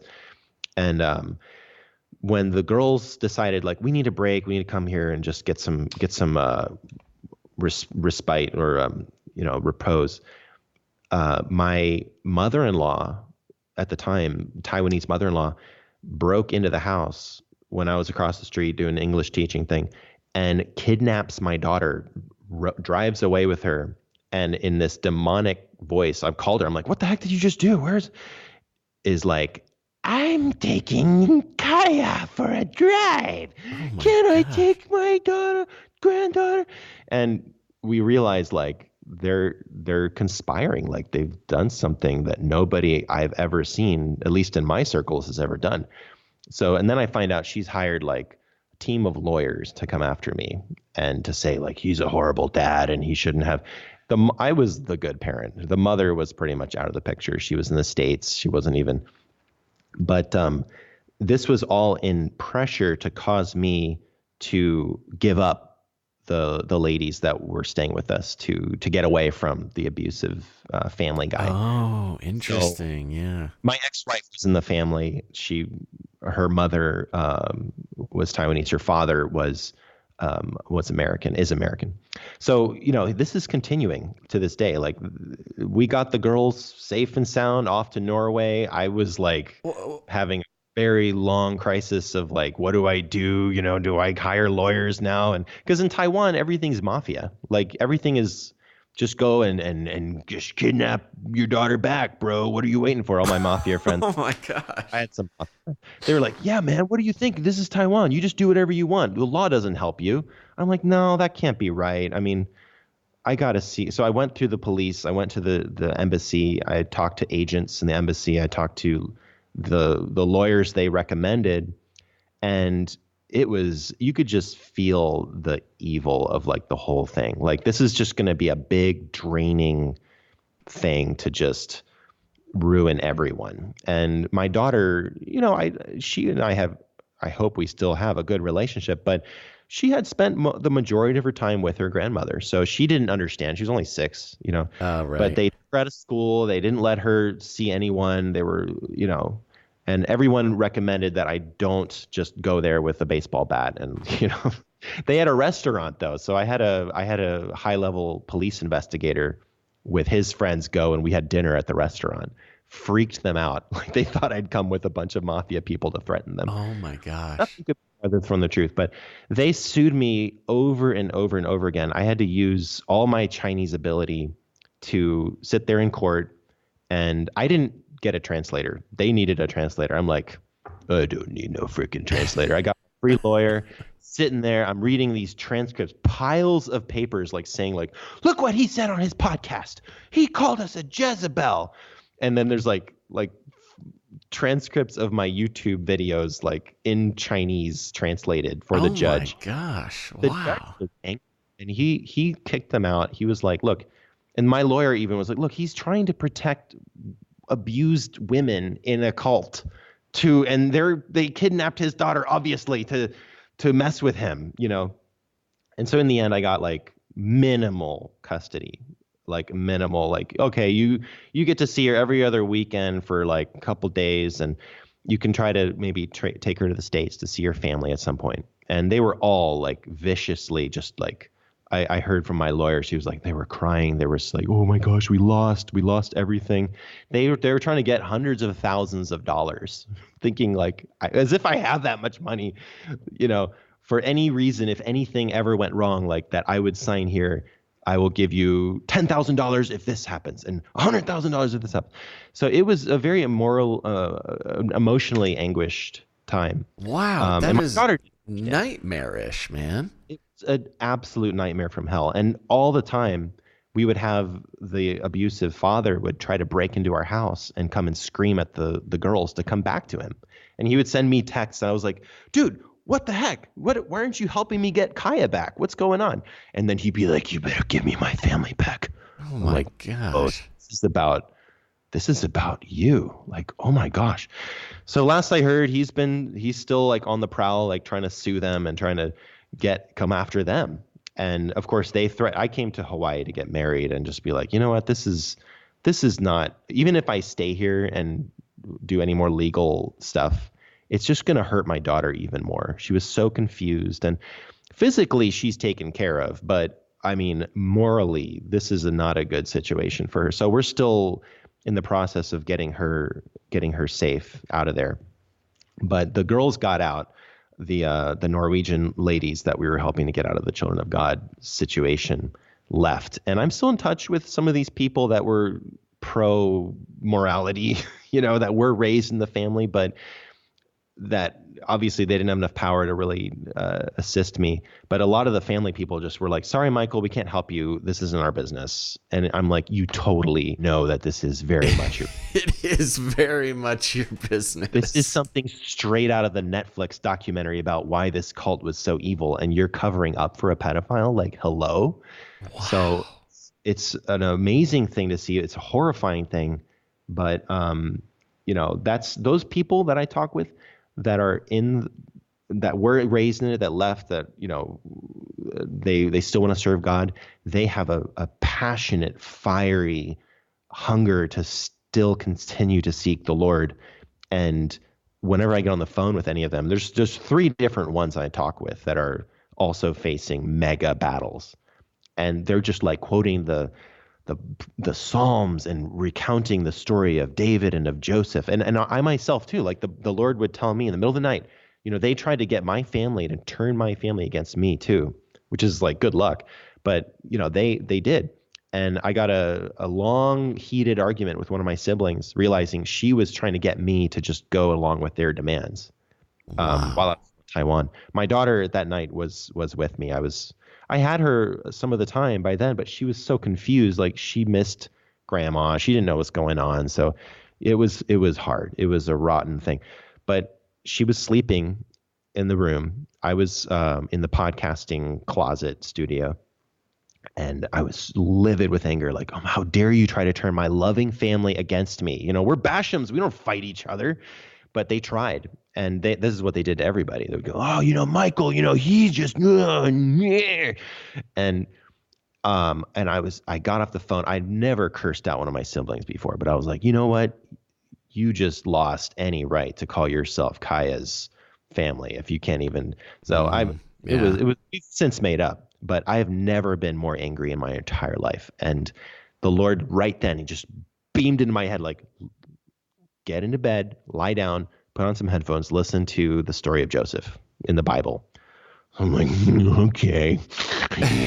So I go there, lie down. Kaya's sleeping beside me. I'm like closing my eyes. I'm like, I'm going to sleep, listening to this, and I doze off. And then I wake up all of a sudden. I'm still like, that yucky feeling where you've just been in a horrible argument and you're just like, no, like this isn't me, And that anger and that fear and that sadness and that confusion and the chaos, it was in the room.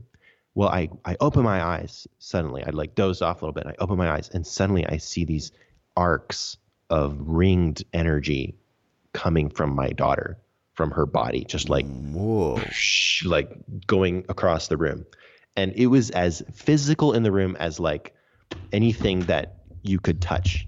Just, it was right there. It was like bronze and it had these detailed insignias and like almost like runic Oh my thing. gosh.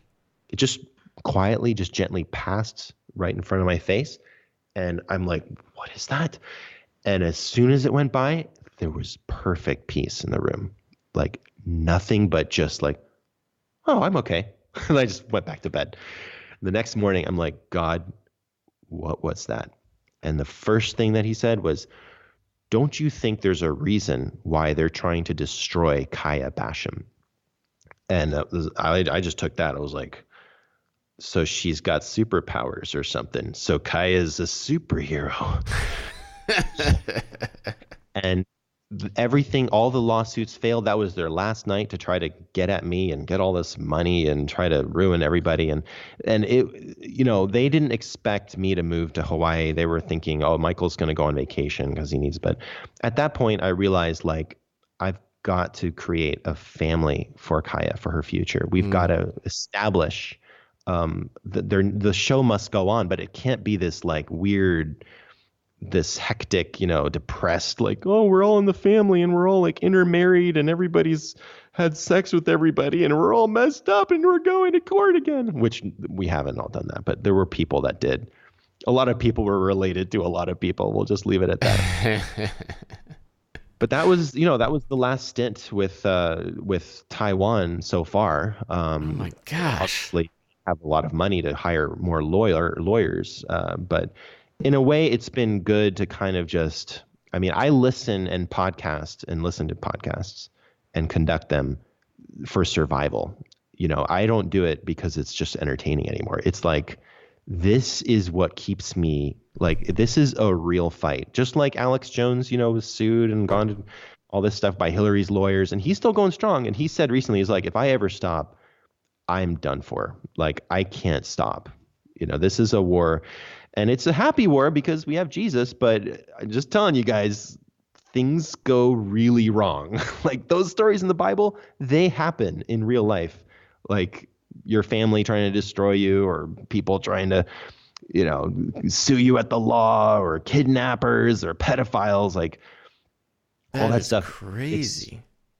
Yeah. And it's one thing that we're dealing with. There's a lot of other things I can talk about, but that's one of our battles right now is still. So pray for Kaya Basham, pray for her safety and release. That all this feels like it just happened yesterday. And now I know why my parents are always talking about the past all the time, because it's like, it's hard to talk about anything else, when. Well, when it's that intense, I mean, Yeah. what else is there to talk about? Oh, I don't know. Maybe the Antichrist is about to show up and they're about to start chipping us and we're going to have to live in hiding, or I don't know. Yeah, well, luckily there's a lot of people that talk about that. And yeah, no, wow, that is just an incredible story. I mean, I've heard a lot of things on this podcast, but that certainly makes the whatever top list that I've got running, which I don't. But if I did, I don't know. you would be You have on some there, pretty man. good ones.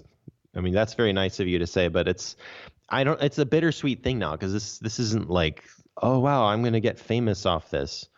Like literally, I would have them say like, "You're trying to make money off of this now," as if I think that Little way. do they know how little money there is is in coming, but podcasting. nobody wants to get it through that. No, that's not a good way to do it. No, and you get in trouble being a podcaster. Like, they try to screw up your life. Right. Well, know? yeah, I mean, they were taking your material and bringing it into court. That's a whole big thing. Were you talking about them, the situation? Yeah, the thing about me is I talk about everything. Yeah. Like I leave it all out there. So it does set me up in some ways, but on the other hand, having a pedophile march into your house and try to steal things, and then you're just like grabbing your 2 cell phones and turn on the Facebook Live and the YouTube Live and then march down there. Here we have one of the children of God worst situation. And then you see this like almost like a vampire just like turn and run and jump on their motorcycle and just drive off. Like, oh my God. This is a weapon. And even if they called Google and they said, Google, they're violating my privacy, or you can say that this is, sometimes you put it on private too. So it's not necessarily broadcasting live public. You can do like a YouTube private video. But we need evidence. I mean, this needs to be exposed that there are these terrible people, and we need to learn, because, you're in a leadership position. In some ways, I've come into that too, in some ways. And we need to learn how to defend the women and the children. That's the absolutely Christianity, especially the single widows and the fatherless children. So I think this was a good learning experience for me, is like, when you start doing that, all hell breaks loose. Wow. Look at Russ Dizdar. Look at Dan Duvall, everything that they've been through. It's a similar, the SRA stuff is another side I can share with you, another revelation about that. But I don't know if you wanted to add anything to that part of that's the more recent kind of desperate emergency testimony. But that is wild. I mean, I don't think there is much to add to that, except for certainly now this is the place to get a whole bunch more people praying for you in your situation, for sure. Yes, please pray. I mean, we're not asking for money, but we've been blessed by, actually, some of the family people have been the most generous to us through Patreon. So that's been interesting. Is like, I'm out here now exposing the family. Yeah. I should be the last thing that, and this is where the idea of passing the baton or transferring a mantle goes. Those women who were abused, and those younger kids, and even some of the leadership that didn't go along with it, they deserve to lead that army and to say, right, we don't agree with this. Not the present leadership. The present leadership is up in their eyeballs with lawsuits and messages of, I was abused, and they just don't do anything anymore except say, we're sorry, and that's it. Well, I mean, we're sorry. Yeah. What do you do? I mean, I guess, I suppose they could find all sorts of things to do if they really wanted to. But where I'm looking is like, we need to still have an army of people who are prepared to live by faith, to live off the grid when necessary, to know how to tune into Jesus when you need to know if I should turn right or left, and who have the understanding of the book of Daniel, which obviously your listeners do. But back in 2005, there really wasn't podcasts. There hardly was ever even anybody listening to Alex Jones. There wasn't an alternative Christian movement. Right. So as far as I'm concerned, the family was one of the only ones, unless you can tell me of another fringe Christian movement in 1987. There probably were a few, but yeah, I mean, the show must go on. And I'm not saying we have to restart the cult or anything, but it's like people need to know the Bible and they need to know how to live well with others. If there's ever a communal situation, that's a nightmare of management. I will tell you right now. You can hear some horror stories just about that for about 2 hours if you want. But there's a lot of strength when you are cooking a dinner for 20 people. It costs a lot less than when you have 5 or 6 families all cooking dinner separately. Right. So when you have a situation like that, if you can pull it off without getting culty, it financially, it saves a ton of money, and you can actually pay the rent. We lived in mansions all over the world, and we were all just like doing little things to make money here and there. But all of us together were able to cover the costs and live better than anybody else in town, pretty much. Yeah, Of course, it was still a military, but yeah, right. I mean, in a way, you read about the first church, the biblical church models. It was a lot of that. It was a lot of communal living and figuring it out in that sense. So that is so interesting, and you get to live in a mansion. Boom. Yeah, I mean, if we ever get to our dream of actually having like a retreat in Hawaii in the Big Island somewhere, I mean, it would definitely need some security and some like background checks and stuff. But how cool would it be to have like a fringe Christian network compound? That sounds weird, compound, but like a retreat. That's a bad word. Be careful. Compound. I think of a compound as like, when the AI takes over and we've got to live off the grid. Right. Yeah. Where's the wilderness going to be? In the apocalypse. Yeah. Well, we've said it before. Gons and I have been scoping. There's a lot of land out in Nevada for really cheap. And oh, yeah? There's not electricity in sight. The robots will have a hard time getting out there. Definitely have thrown around that idea if we ever were going to go full compound. Well, don't forget Hawaii too. Oh, well, Hawaii, I want to do the compound in Hawaii. Hawaii definitely sounds way nicer. I would definitely prefer to do it in Hawaii. I never would have expected to end up here, but it's definitely got a lot of potential as far as like maybe we could get like a cruise ship with L.A. Marzulli giving a speech and just give him a few thou and pay his ticket and cruise, and you guys could come and it would be pretty affordable, actually. So I would be totally open to that. Maybe a month ago or so, I put out the call because I was kind of looking at putting together some world tours of ancient sites and pyramids and stuff like that, and then try to bring along, whoever, whether it's L.A. Marzulli or Mike Heiser or whoever would want to come along, and do like a Canary Cry, travel exploration party of one way or another. A cruise sounds much more luxurious, but we had a number for like a conference. But we had a nice, actually large handful of people emailing and being like, "Oh yeah, dude, let's do this." So who knows? I think maybe a cruise might be a good way to go too. I don't know how much it costs to rent a cruise ship. $1,000 per person, and then whatever I mean, you wouldn't rent the entire cruise ship unless you had like 20,000 people. Yeah, I guess I don't know how that works. You would just say we want to have a conference on the ship and get a group deal or something. Pretty much. I mean, if you raise the money to cover, like, let's say 1 or 2 famous people, like you and L.A. Marzulli or Stan Deo, or pick your we could get a nice handful together. Yeah.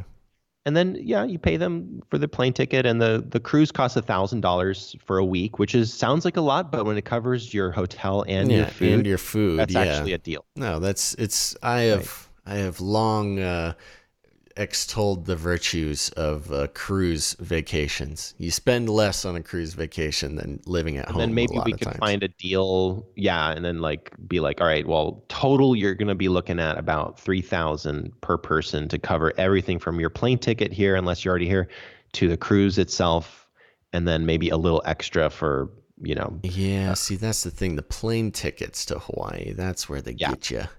That's right. That's true. So we might need to go to Nevada after all.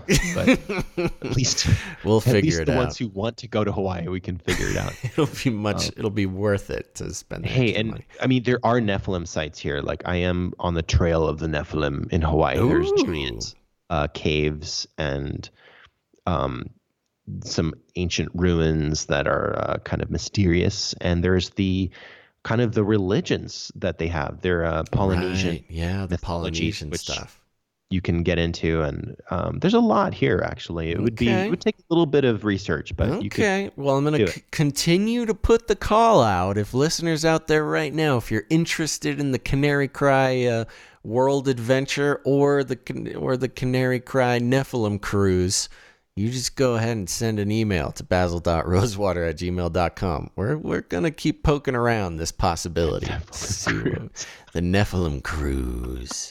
Nephilim on the high seas. It would be like a Jurassic Park, like you have the T-Rex in the cage on the cruise. Like, what could possibly go wrong?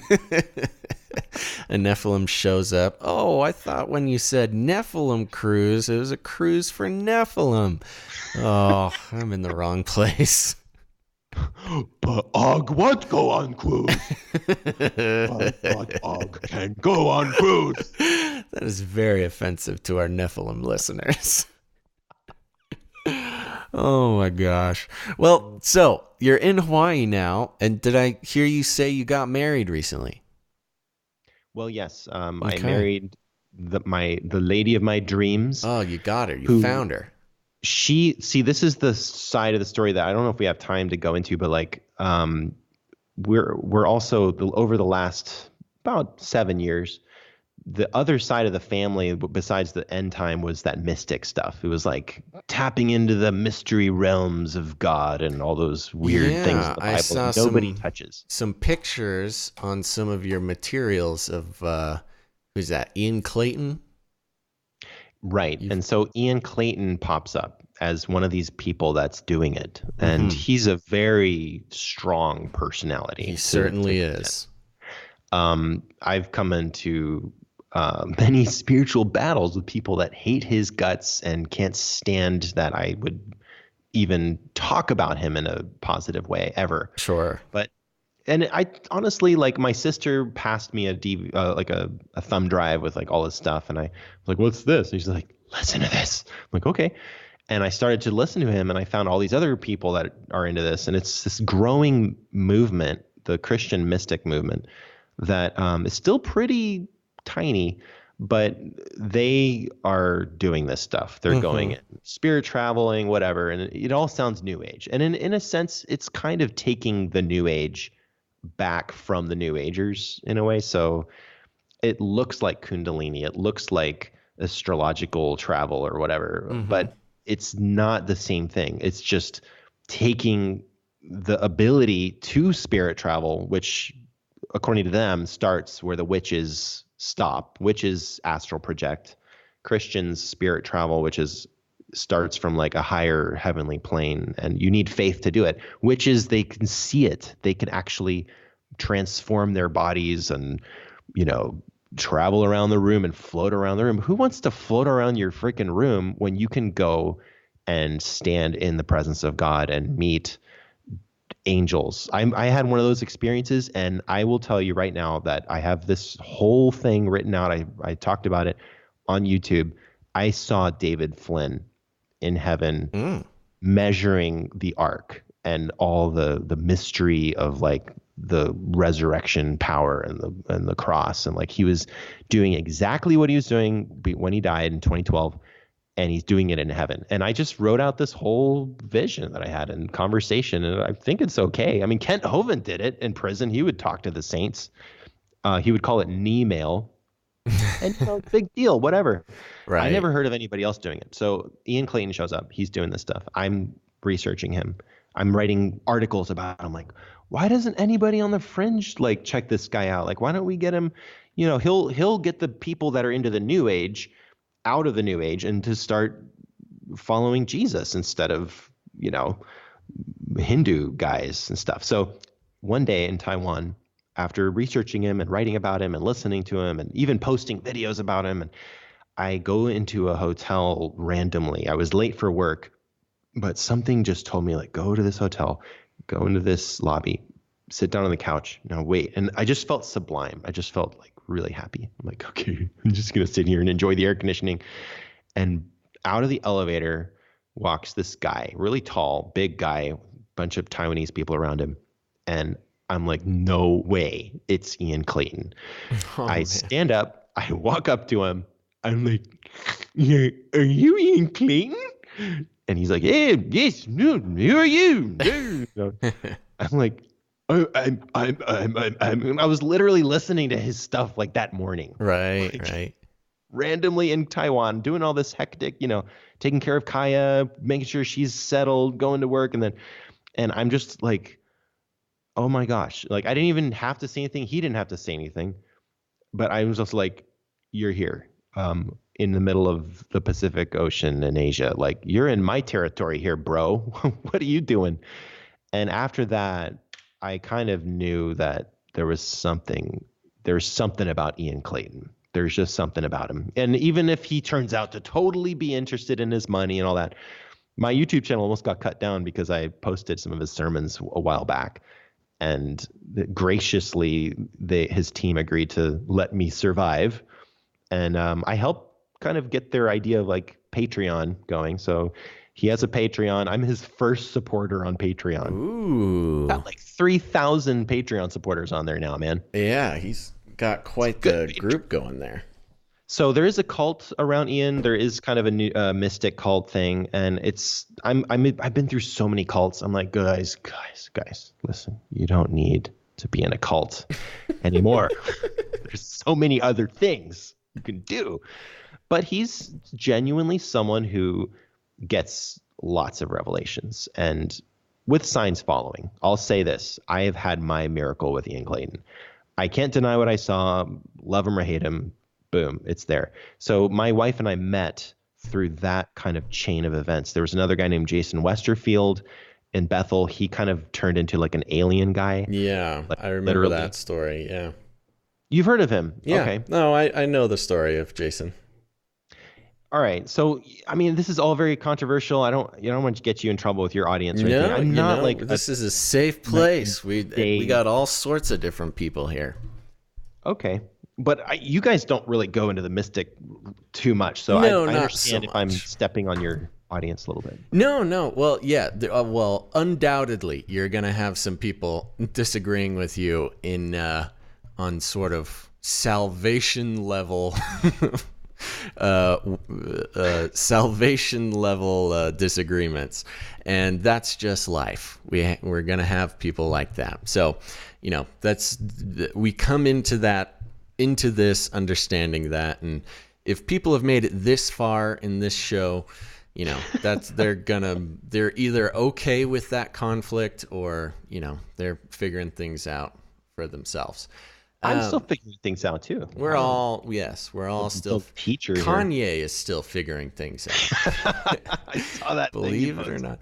Oh, I'm loving it, man. The Jesus is King album looks exactly like the Canary Cry logo.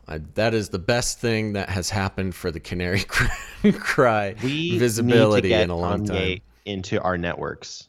Dude, somebody needs to interview him. I would be happy to interview Kanye. I have no idea how to make that happen, but if somebody out there knows how to do it, I will talk with him.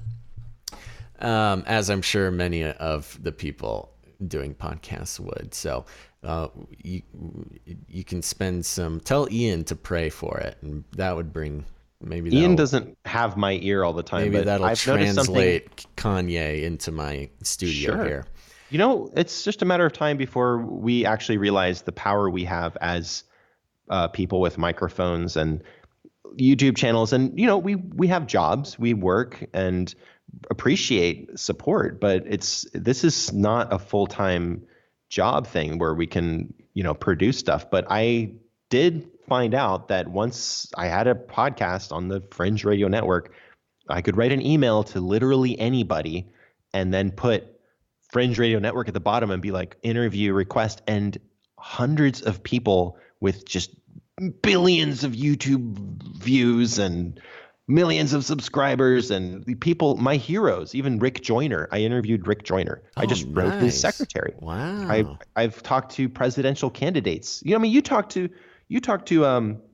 some huge people as well. It's just, you have to do the work of writing the email to the office. Yeah. It just takes work. And it takes that scary, like, is the pretty girl gonna make fun of me if I ask her out on a date? That's a great way of putting it. Usually she won't even answer you, but 9 times out of 10 1 time out of 10 they will answer you. Oh, it'll happen. So we're up above 2 hours now, which is totally fine and totally normal. But we will want to start landing the plane, or else the natives will start getting restless around here. So you met your wife through the sort of mystic Christian movement, and she's wonderful and the one for you. And you don't have to say too much more if you don't want to. But no, I was gonna roundabout. The whole mystic thing was sort of how we met each other and friends of friends. And then she came on my show. I'd interviewed her a while ago about some of her cool experiences of like praying in tongues for 10 hours and launching fireballs in the spirit and fighting witches and stuff. She's got a cool story. But we decided later on, it was in the midst of all the chaos with all the family garbage, and that my network was melting down at that time. Like, I was losing friends every day, close friends that I had stood in the fires of battle with. It was like literally the end of the 3rd Star Wars series, episode 3, of like dealing with Anakin Skywalker, who now is killing younglings and now wants to kill you, and you're like in the fire fighting now your friend. And you're like, you are supposed to save the Force, not turn into the Jedi of the Sith, something like that. And you're like, no, you're evil, and you're having to go to battle against brothers. And this is ugly. And then after that, you're like, Obi-Wan has PTSD, that YouTube video where Obi-Wan is like, talking to Luke, and Luke is like, how did my father die? And Obi-Wan is like, your father was a great warrior, and I fought with him in the Clone Wars. And then they cut to the old videos, and it shows like all the battles that they fought together, and it has like this sad music, and it's like drawn out. And then finally at the end, he's like, after he like relives his battle where he literally chopped off his father's limbs, he's like, Vader was seduced to the dark side of the Force and killed your father. And then that's it. And you're just like, I feel sad. And that was the year. That was what was happening, was nothing but just drama and intense battles and supernatural things. I don't know what I saw. I just saw things. And my wife, my now wife, she was a friend, a contact, someone that I talk to people on Facebook all the time. Anybody feel free to message me, and nowadays I don't have as much time, but back then I had a lot of time, and I love to just kind of have spiritual conversations with anybody at any time that we can, or do a show like this. And she was one of those people, and I realized, like, I've actually got very few real friends anymore. Like, I dated a few Taiwanese girls since I got divorced, but it was nothing like really close and really intimate as a soulmate. And Jennifer was someone that turned into very, very slowly at first, but then suddenly things went really fast, just a covenantal person, like someone I was like the wandering samurai now. Like, I'd lost all my fiefs and all my lords, and the Ronin. That's not a good position to be if you're a samurai. You got to find another turf to defend. So she became that, and then things got more romantic, and then it was like, you know what? Let's just get married and freaking move to Hawaii and have a family. Um, and we announced it online on a live video, and then we decided we'll go to the Big Island, we'll buy land. And then we went on live. We announced our spiritual marriage because we still hadn't physically met yet. Oh my gosh. Wow. Yeah. Wow. This is how crazy we are. And we're like in our late 30s now, so we're still doing crazy stuff. Go figure. We're like, let's get married and have tons of kids and move to Hawaii, and then we'll save Kaya and we'll help other people who are in need of help and everything. And we announced it. We were already looking at land on the Big Island. And then that night, the volcano exploded, and literally, like, a lot of that land is now lava fields. So we're like, change of plans. Let's just stay in Waikiki, and we'll build our family up that way. So I came here. As soon as we got the Norwegian girls safe out of Taiwan, the very next morning, I jumped on a plane, came here, got married within a few weeks, and we got our baby 10 days ago. So that timeline is pretty fast. Yeah, but that's I started incredible. from scratch here. Like, we literally just got our first car yesterday. Oh my gosh. And yeah, it's been quite a journey, and she's been just the most incredible. I mean, she's putting up with me. I'm still like in super PTSD, like gritting my teeth, at night. I have to go to bed listening to Joyspiracy Theory, or else I can't, stop thinking about how I'm gonna murder people. That's kind of how I've been for the last year. Help. Thanks.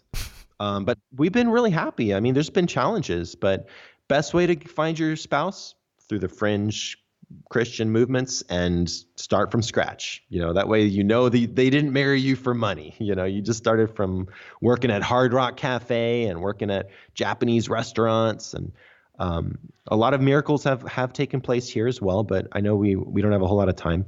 Her church is an end time church, turns out. Her mom is a super Trump supporting person that is like majorly getting ready for Mark of the Beast type of stuff. So small bonus, like now having her in the picture, she's helping us with the baby.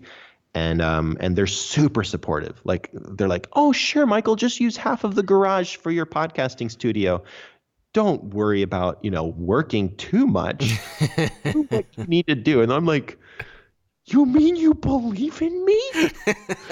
What? I'm used to people shooting me down and saying, well, now, Michael, that podcasting stuff, you never know who's listening, and you could get into lots of trouble. Like family pedophiles who are like afraid of the police coming after them. Right. Wow. Shooting you down because, like, well, Michael, you've always been the little missionary who helps me with my thing. You're not supposed to have your own mission or your own ministry. Right. So, wow. It's a new thing. And we interviewed, tons of big names since then. They've really supported me to get back on the ball with this. But dude, that is so cool. I mean, that is what an arc you have there. I mean, that is fantastic. And not just coming to a place where you are, pushing your own wagon, as Grandpa would say. But finding someone to share that with and who supports you, that's an incredible place to end up after some of the things that you've talked about today. Well, yeah, it's everything. I mean, and I'm not here to get people to listen to me. I'll go on rants, for 2 or 3 hours, interview people occasionally. But what we're trying to do now is actually birth new podcasters and ministries. So I've noticed after interviewing people who maybe don't have a podcast yet, that sometimes they'll contact me back and they'll be like, hey, Michael, Gil Hodges and his wife, they're like, we're thinking about doing a podcast too. How do you go about doing that? And now they've got like just millions of listeners, and that's really nice. I really feel good about that. And Martin Smith, the Flying Penguins, he's going strong. We're about to launch a couple more people into podcasting world. So to me, this is modern day like discipleship training, is get someone to not just, come on your show or do something, but turn around and be like, look, what have you got? What can you do? And it's very empowering. It's a very good way. Even if you just talk to like 50 people in your live stream, that's 50 people. You know what I mean? Totally. And if you're consistent, it'll grow. And we're here to kind of help people birth that. That is so cool, man. Don't have a marketing plan yet, but well, that all comes later. Yeah, that's awesome. I mean, and you're totally right. I mean, podcasting is one of those things. I get a little upset when celebrities start podcasts because I'm like, it's the medium of the people. It's everybody should have access to it, and everybody does have access to it. It's one of those things that really anybody can start doing. And just like you said, we get all sorts of emails as well, and most of it, when people start talking about, well, I don't know, I was going to start something, but it could never be as big as you guys. I'm like, dude, we had 30 listens a month for the first year. Like that's what it is. Yeah, no. Oh, well, bro. My sister Emily's a huge fan of Canary Cry Radio and of your show. So that's Emily's wonderful. gonna be excited that we finally got to do a show together. And she's told me that she listened to the Byron Rogers episode not less than 10 times. That was an awesome episode. Well, that's so cool. Yeah. I appreciate that. Tell her to hit me up on Calendly. We'll get her on the show. She's freaking out right now when she hears this. Well, that's awesome. Here, the door is wide open. But that is so cool, man. And yeah, so remind everybody, where can they get a hold of your stuff? We got a couple other questions. Actually, let's go into let's land this plane. What do you say? Let's do it. Okay. So first of all, do you have any furry friends? Tell me now. I must know. Besides Heavenly Wildcats. Apparently, I have a dog that is also a spaceship, and I didn't know about this until my wife woke me up, and she's like, "Michael, I had this dream. You have this dog that was a spaceship." I'm like, "What? Like, this is even weird for me." No, listen. I was like, "Okay," and I'm still waking up. You trained this thing for years, and then this was the day that you were letting it go on a mission, and it flew up into the sky, and then all these birds came to it, and then it just was gone. I'm like, well, what did it look like? And she was like, well, it was this big tube, and then at the end of the tube was this dog face. It was alive, and you could go inside of it, and it was so you had this really strong relationship together, and it was kind of sad. You were really sad to see it go, but this was what it was trained to do. Wow. Just couldn't stop talking about it. So apparently that's my my furry friend. He's out there. So if anybody sees him, the dog rocket ship, we know that he is yours, and to let you know where he was last spotted. Ooh, that was a good dad joke there. Good job, Basil. I'm getting old. You must kids, just admit it.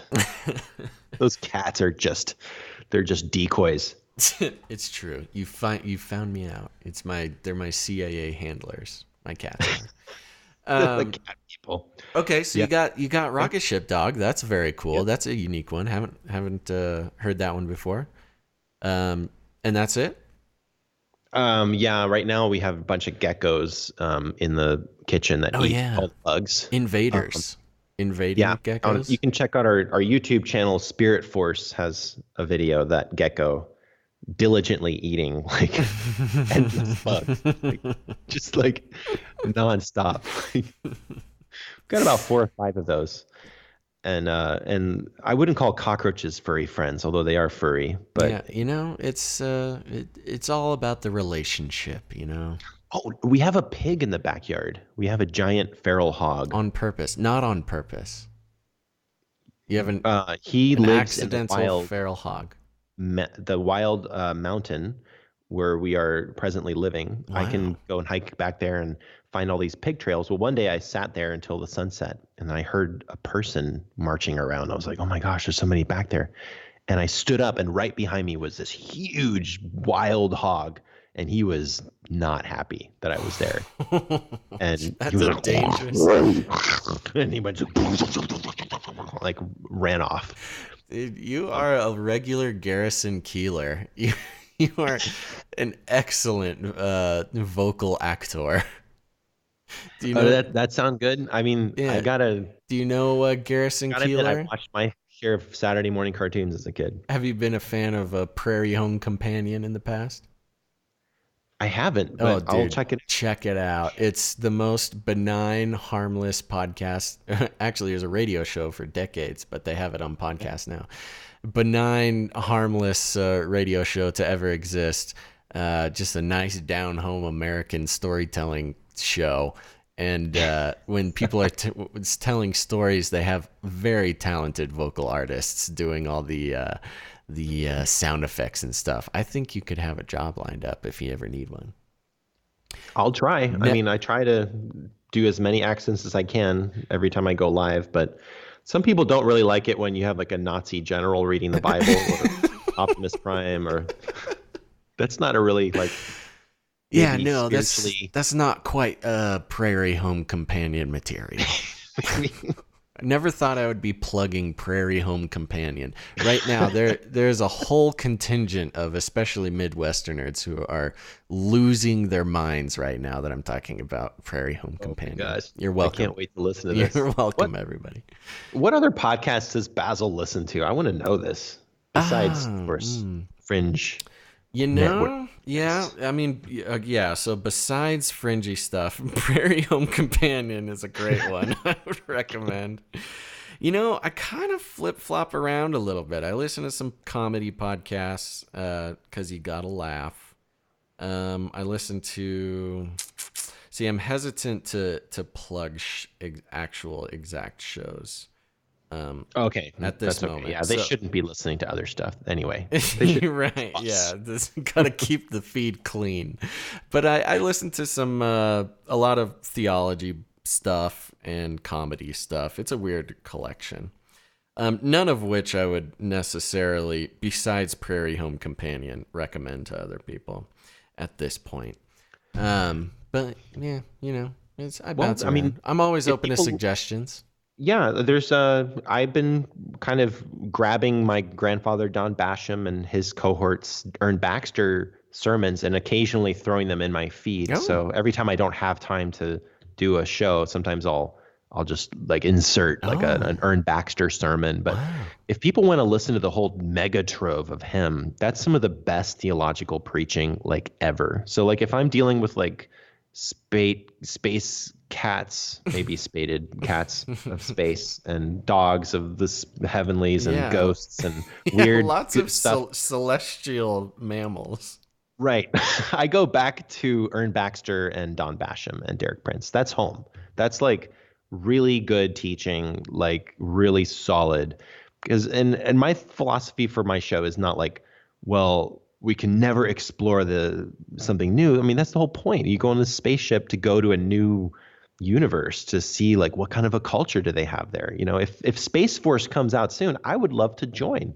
I think I'd be one of those guys that you'd probably want to have on a Space Force mission. I talked to an Air Force lady the other day, and I was like, what do you think? Should I join the Air Force? You know, is it worth it? I'm still young enough. And they're like, yeah, actually you totally could. And by the way, if you are in the Air Force and you know, you're trilingual and whatever, I mean, once Space Force gets going, I saw the budget and it's huge. Like there's going to suddenly be all these new jobs for stuff that you never thought of. Dude, maybe they're going to need people like you. So I was like, okay, maybe I'll join the Air Force. Yeah, I got to learn some more languages in order to get in there. But I'm not sure what marketable skills I have for Space Force besides just sort of a bootstrapped knowledge of artificial intelligence and technology and things like that. But I'll be in line for sure. Space Force. Well, I'll put in a positive word for you. Thank you. Yes, I will proudly serve under. But for now, the concept of Spirit Force is that we're not starting a cult, not telling people to join this or that movement, but putting the mantle of Jesus on you, the listener, the warrior. We need an army of Christians or even some of them might even not be Christians. But I mean, I've talked to Buddhists that are doing good things in the spirit realm and they just don't get the gospel yet. They eventually, hopefully will. But whoa, now you're going out there, bro. I have literally talked to Buddha masters. There's videos of this like on stage talking, in front of all their idols and everything. And I've talked to them in Chinese with a microphone and promoted the Fringe Radio Network to them. That is so And they're all awesome. clapping. And then their Buddha master took me aside in a private room, and she wanted to know more about, like, what are you doing? And then she's just started to tell me everything that she does. And it was nothing but political things like Trump, the Illuminati. Of course, she thought it was the Jews. So, I mean, it wasn't really quite connected to reality, but it was getting there. And then she tried to tell me about the pharmaceutical industry and how there's all these other cures for cancer and we're doing this. And she started showing me pictures of like, she's on the level, man. it was amazing. I wanted to interview her, but we ran out of time. But that meeting ended up helping me a lot in court, because it was like, look, he's not even in a Christian cult. He goes to church and then he goes to some Buddhist temple and, prays for and blesses the people that died in the earthquake. And wow. Anyway, so there's a lot. Spirit Force isn't about looking for that necessarily, but I think when we do have Space Force and we are in the place where we're dealing with extra dimensional entities, which Standeo, everybody's talking about it, like, hello, they're going to show up. We need people who are experienced Jedi warriors in the spirit realm. And you think I'm joking? No. Like, Amen, your Bible brother. is a lightsaber, guys. It is. Metaphorically, or who knows, in another dimension. And all I can say is I get on the radio as much as I can, and I'm just like, I have seen things you people didn't even imagine. And I don't have enough time to share all the stories like this that you've given me time today. Very well. I'm so happy I did. Now, give us some links. Where are we going to find this stuff, man? Well, thank you graciously to Johnny Iron, who has hosted our thespiritforce.com is only my stuff, thespiritforce.com. And then I have another website, which is also a donation from a Patreon supporter. Thank you, Rod. spiritwarsmedia.com. And that has the link to my book and all of our social media stuff and YouTube channel. And so Spirit Wars Media also has tons of posts of other people's podcasts. So I might put your podcast on a page, or I might put like some random YouTube video, so it's kind of a mess, like Spirit Wars Media, but the spiritforce.com is only me. That's like primarily where you're going to find my stuff. Okay. And, of course, the fringeradionetwork.com, we're helping to keep that rolling, and that's growing a lot. We're getting a lot of views, including your show. It's definitely had tens of thousands more views on that network. Yeah, we're ecstatic to be there. Thank you for still being there, even though I showed up. It's about all the other people that left. That is so funny. We're all good, buddy. Well, Michael, thank you so much for being on the show, man. This has really been a pleasure. And more than anything, despite any way somebody may feel about angel kittens, it was a real pleasure to hear your story and the way that you lift up the name of Jesus and everything you do. I mean, that's where it's at. Can't argue with that, buddy. Better not argue with that. But thank you. This was really a dream. Like this, I'm expecting to wake up soon, but hopefully I won't. This is really exciting for me, man. I've been just like giggling like a little girl around, just telling everybody and taking snapshots of like the email and be like, look who just emailed me. I mean, just privately, of course. You guys are my rock stars. Like, to be here is so cool. And I want to see it grow. I want to see more listeners, more money. I want to see more outreach. And that's what my wife and we have talks that are just, we get into the brainstorming session. So definitely if we can be in touch talking about getting people to Hawaii, or even doing like a worldwide circuit, whatever we can do, like we're at your service, and to help build up more people that want to just make their own podcast or find a place to serve God. So there's we've got a lot of burners cooking right now, but appreciate the prayers. Amen, brother. Well, I appreciate that too. And you and I will say we'll definitely stay in touch, pal. Awesome. All right. Cool, man. Well, there you have it, folks. That was Michael Basham. Again, you need to check out his work. You can go to thespiritforce.com. You can check out his show, The Spirit Wars. He's involved over at the Fringe Radio Network, as well as the author of the book, The Kingdom Romance, Episode 1. We'll have some links in the show notes, so make sure to check out his stuff. You can also find him on Facebook for good memes and laughs and shows and all sorts of good stuff. Okie dokie, man, it is the new year, 2020. That's a big deal. I'm very excited about it. We are moving on into the future. And if you, I'm trying to make a heartfelt thing here. I know I can get a little excited sometimes, but in a truly heartfelt manner. I want to thank all of the people who have supported this show, not just financially, although that is a huge part of it. Patrons over on patreon.com/thejoyspiracy-theory, keeping the show going.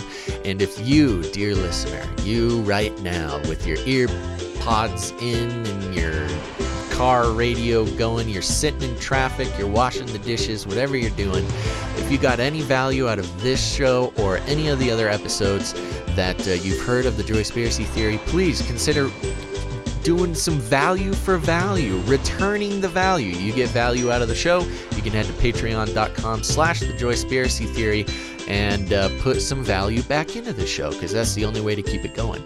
But if you are, I don't need anybody to give up their insulin medications to support the show. So if financially supporting the show is not for you, please leave a rating and a review. That's a huge help.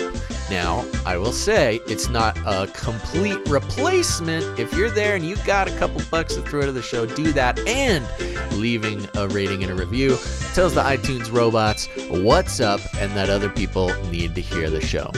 So make sure to do that. You can also leave me a voicemail.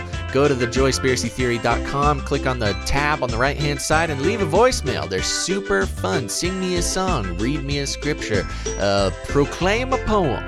And that's it, everybody. Make sure to tune in next time. But until then, be good, y'all.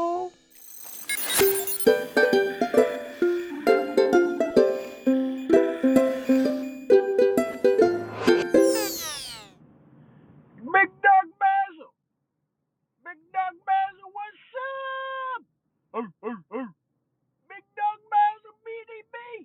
BD Basil. Big Dog Basil. BDB Basil, what's up, Basil? Big Dog. Big Dog in the house. Big Dog Basil.